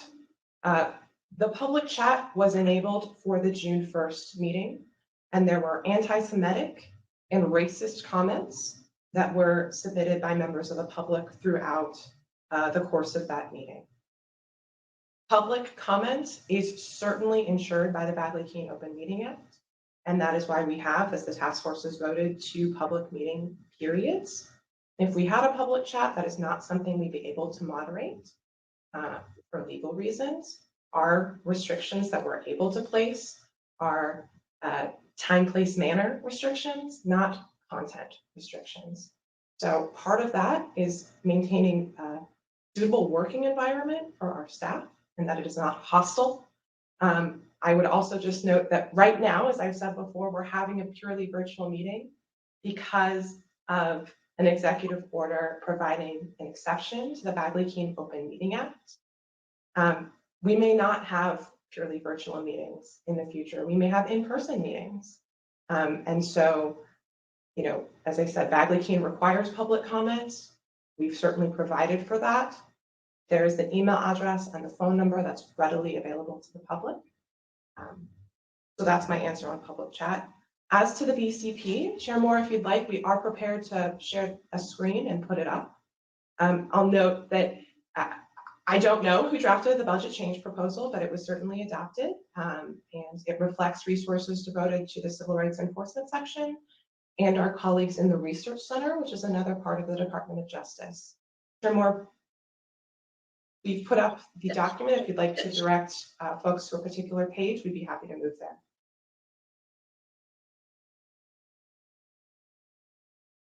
Thank you, Ms. Belton. Sorry, in the interest of time, I had a follow-up question about witnesses, and I kind of want to prioritize that for right now. So, you know, I'm as chair and as vice chair, you know, we are super dedicated to this project, right? And for instance, you know, I looked through and I've read AB 3121 probably more times than you can count. And so I'm extremely familiar with the provisions, right? And you cited even a provision that I wanted to speak on, Article 4, Powers 8301.3A, 2, which says the task force has the power to request the attendance and testimony of witnesses. And then subsection B that says any subcommittee or a member of the task force may, if authorized by the task force, take any action that the task force is authorized to take pursuant to this section. So I interpreted that to mean that any member of the task force is authorized by the task force to take any action related to the request of the attendance and testimony of witnesses. So in the June 1 meeting, Vice Chair Brown and myself were duly elected as vice chair and chairperson respectively. If you look back at the meeting and the slides, we're elected to collaborate with the DOJ to finalize the agenda materials, which would necessitate finalizing witnesses, right? But that also means we would have to ensure that recommendations from all task force members in terms of witnesses have been, you know, duly vetted and adhered to. So my comment is, you know, because in asking, you know, just making it transparent, you know, I want potential witnesses to be reached out to as soon as possible for October and December. Particularly in December, we're talking about media, we're talking about Hollywood. We want to get some really huge names. They may have extremely busy schedules. You know, I even think that we should be looking thinking even more ahead into witnesses for the next year, right? So, you know, in asking, let's start thinking ahead, let's start getting task force recommendations for these witnesses, you know, the response is we're not ready to do that at this time because we're strapped. And so that leads me to the reading of AB 3121. What would prevent Vice Chair Brown and myself in, you know, reaching out to potential witnesses that task force members recommend, and then having them reach out to the DOJ, or having the DOJ, rather, I said, reach out to these witnesses? But Vice Chair Brown and myself would do the initial outreach based on, you know, suggestions from task force members. Because I don't, that's my question / comment, because, you know, the bill reads that the task force, this has to be task force driven. And just to be transparent, these witnesses that we had were excellent, but not all of these witnesses today were recommended by task force members. Some were recommended by the DOJ, which is fine. Some members were recommended by William Darity and Kristen Mullen, which we voted to, you know, for them to give the DOJ general guidance. But respectfully, William Darity and Kristen Mullen are not members of the task force. So we really need to make sure that all witnesses are task force driven. And my concern was that, you know, although the hearing today went excellent and tomorrow will be also excellent, you know, that wasn't necessarily the case for this hearing.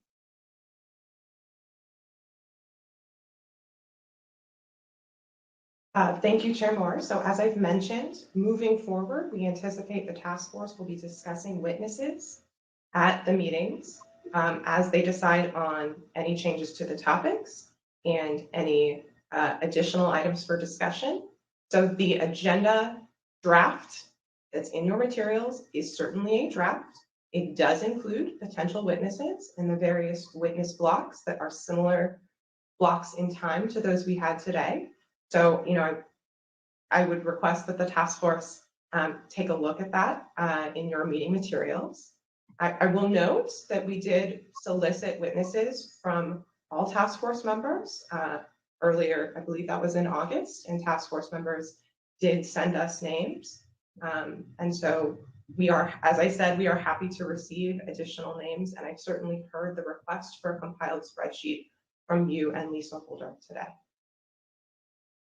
Sorry. Okay. Thank you, Ms. Belton. That doesn't necessarily answer my question, because if we go about the process in the way you suggest, where, you know, each hearing will be discussing potential witnesses for each hearing, that doesn't necessarily address timing, right? So, like, for instance, for December, we have to wait until the October hearing to discuss potential witnesses for December. The bill states that we can, you know, request, task force members can request the attendance and testimony of witnesses at any time. So nothing prevents, you know, any task force member, but notably the vice chair and myself, from reaching out, you know, based on recommendations of the task force in our Excel sheet. Like, nothing prevents us from reaching out to see if, you know, potential witnesses before each hearing. I'm just struggling with that process. That doesn't necessarily guarantee that we're going to get the best names if we wait. So, Member Reginald,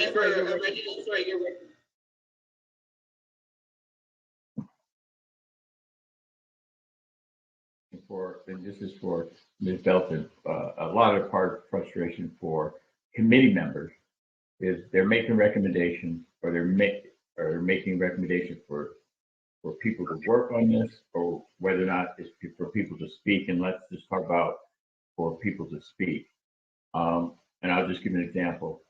If committee members give you 20 names, and for whatever reason, all 20 names can't testify in October, November, December, and then you go ahead and pick other people, what that leaves in the member's mind that you totally discounted every last one of those suggestions, and you made the decision to discount them. if there's some way you could communicate with the chair and vice chair that, you know, this person wasn't able to meet the commitment in December or January. This person couldn't meet the time constraint. I think that would help members here who are submitting names and they don't see it. And so if we don't see it, that means we're not heard. If we don't know why they're not there, that means we're not heard.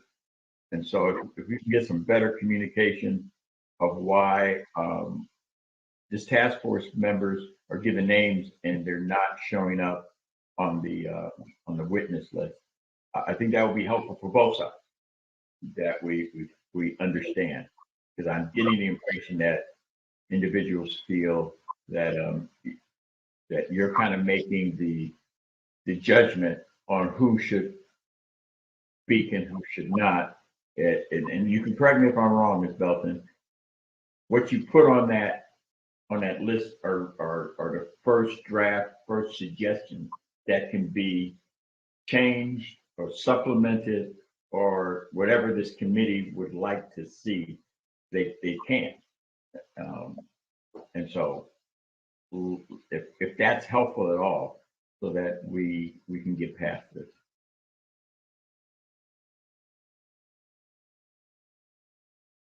And it got quiet again. Okay.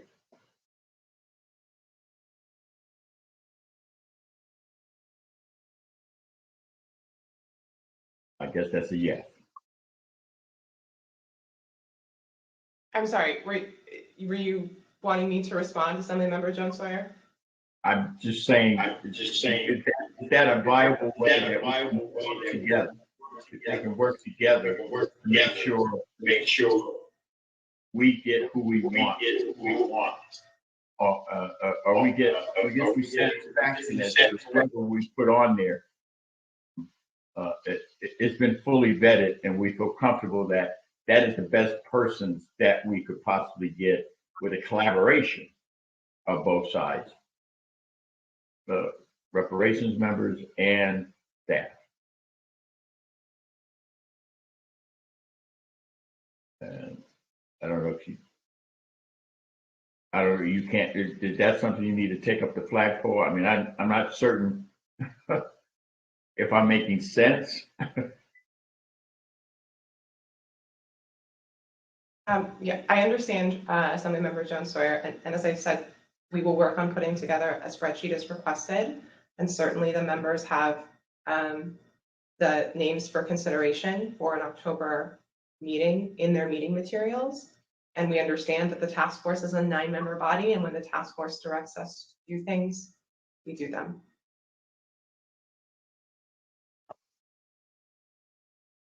So maybe that in terms of action, I'm wondering, sorry, go ahead, member Jones Sawyer. I didn't mean to cut you off. That was, I know that was a standard bureaucratic answer, but right now that's driving people crazy. So it's either a yes or a no, what I said. How about doing that? That yes, you will collaborate with us on the committee to bring the best possible. How about that? I just want to clarify, we have collaborated and we will continue to do so. You will continue. Can you see how the methodology you're using now, you may want to ramp it up or somehow yes.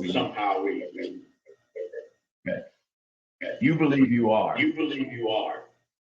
I have a chair and a vice chair. There's some members that don't believe you are. So let's figure it out.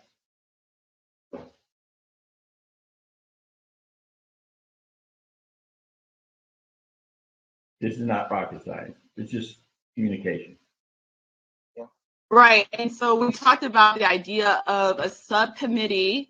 So I'm even thinking in terms of action, would it be helpful to entertain a motion to form a subcommittee that is tasked with looking through and making sure that Excel sheet of potential witnesses for the remainder of the year and the remainder of the life of the task force is updated as much as possible. And then that subcommittee also has the power to reach out to those potential witnesses, given how strapped the California DOJ is in terms of capacity. That subcommittee would have the power as laid out in Article 4, AB 3121, to reach out to those witnesses based on the collective Excel sheet. And then based on those responses of the witnesses, we'll have the staff follow up with them to confirm their entrance and attendance. I don't think we have to. But we should put together a list. I want to And clarify if that. we can get people like Common to come and speak, we can get, the Vice President of the United States to come in and testify, and we got that kind of clout with this committee, yeah, you should put that name on the list and get her to come or get him to come. So and especially if we got that gravitas on this committee to bring that kind of weight to these hearings, yeah. But I don't know if we need a subcommittee. We should probably just need to have somebody in charge, put the list together to get over to DOT, knowing that we're going to have to do the work to get that person here. Just make sure we're ready to do that. Madam Chair, let me say this. Yes, please, Vice Chair Brown. I don't see why this would be a challenge and a problem at all. What?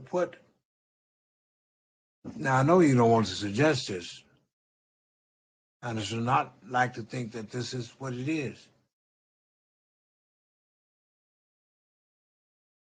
It is coming through that you all in your department might have a particular vision of an outcome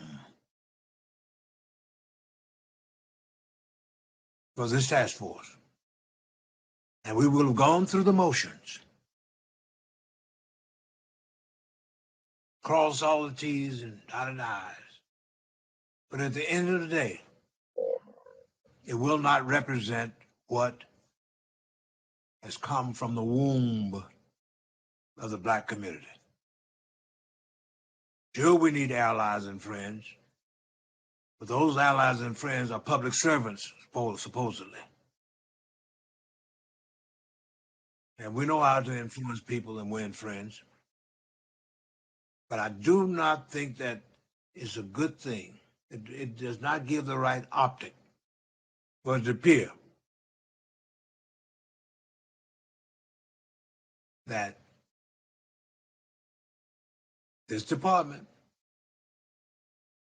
wants to control.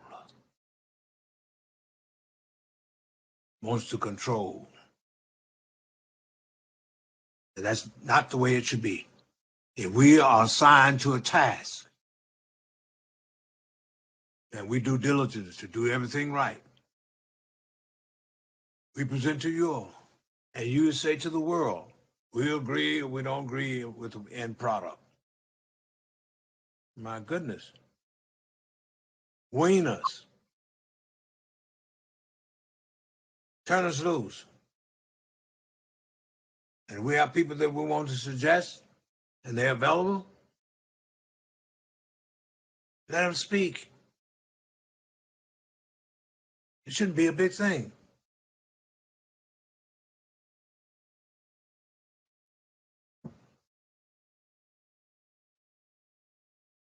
So, Madam Chair, I hope let the department marinate on this. Mm-hmm. But task force has spoken. Okay. Thank you. That sounds like.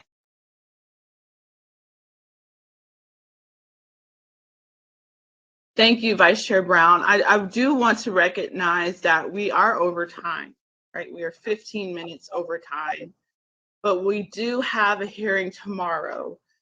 And notably, as stated by Ms. Felton, action item number 13, agenda for October hearing, we can discuss, these matters more in depth tomorrow. But I do want to be mindful of people's time and commitments. So now I would like to close the meeting. If there aren't any other questions or comments from the task force. Thank you all to our witnesses. Thank you to Mr. Howard, Professor Brooks, Professor Berry, Professor Smith, and Jonathan Burgess. We're looking forward to our expert witnesses and our panels for tomorrow. Without any further ado, this meeting is adjourned. Thank you. Madam Chair. Yes. We're adjourned with thoughts, and then we're praying people for prayers for the brothers and sisters from Haiti and all peoples who are trying to find refuge from tyranny, tragedies.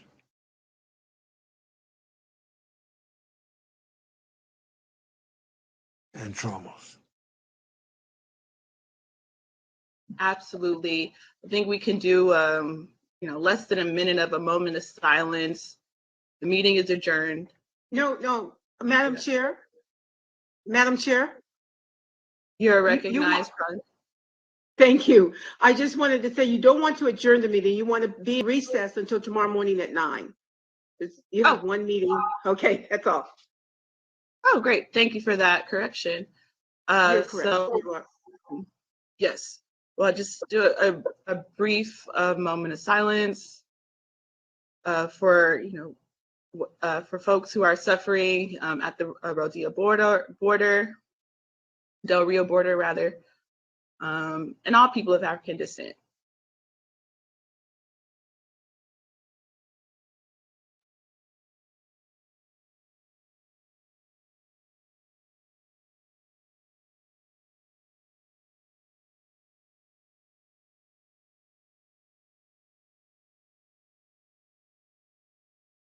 Thank you. The meeting is officially in recess. See you tomorrow morning. Have a good evening. Thank you. Thank you.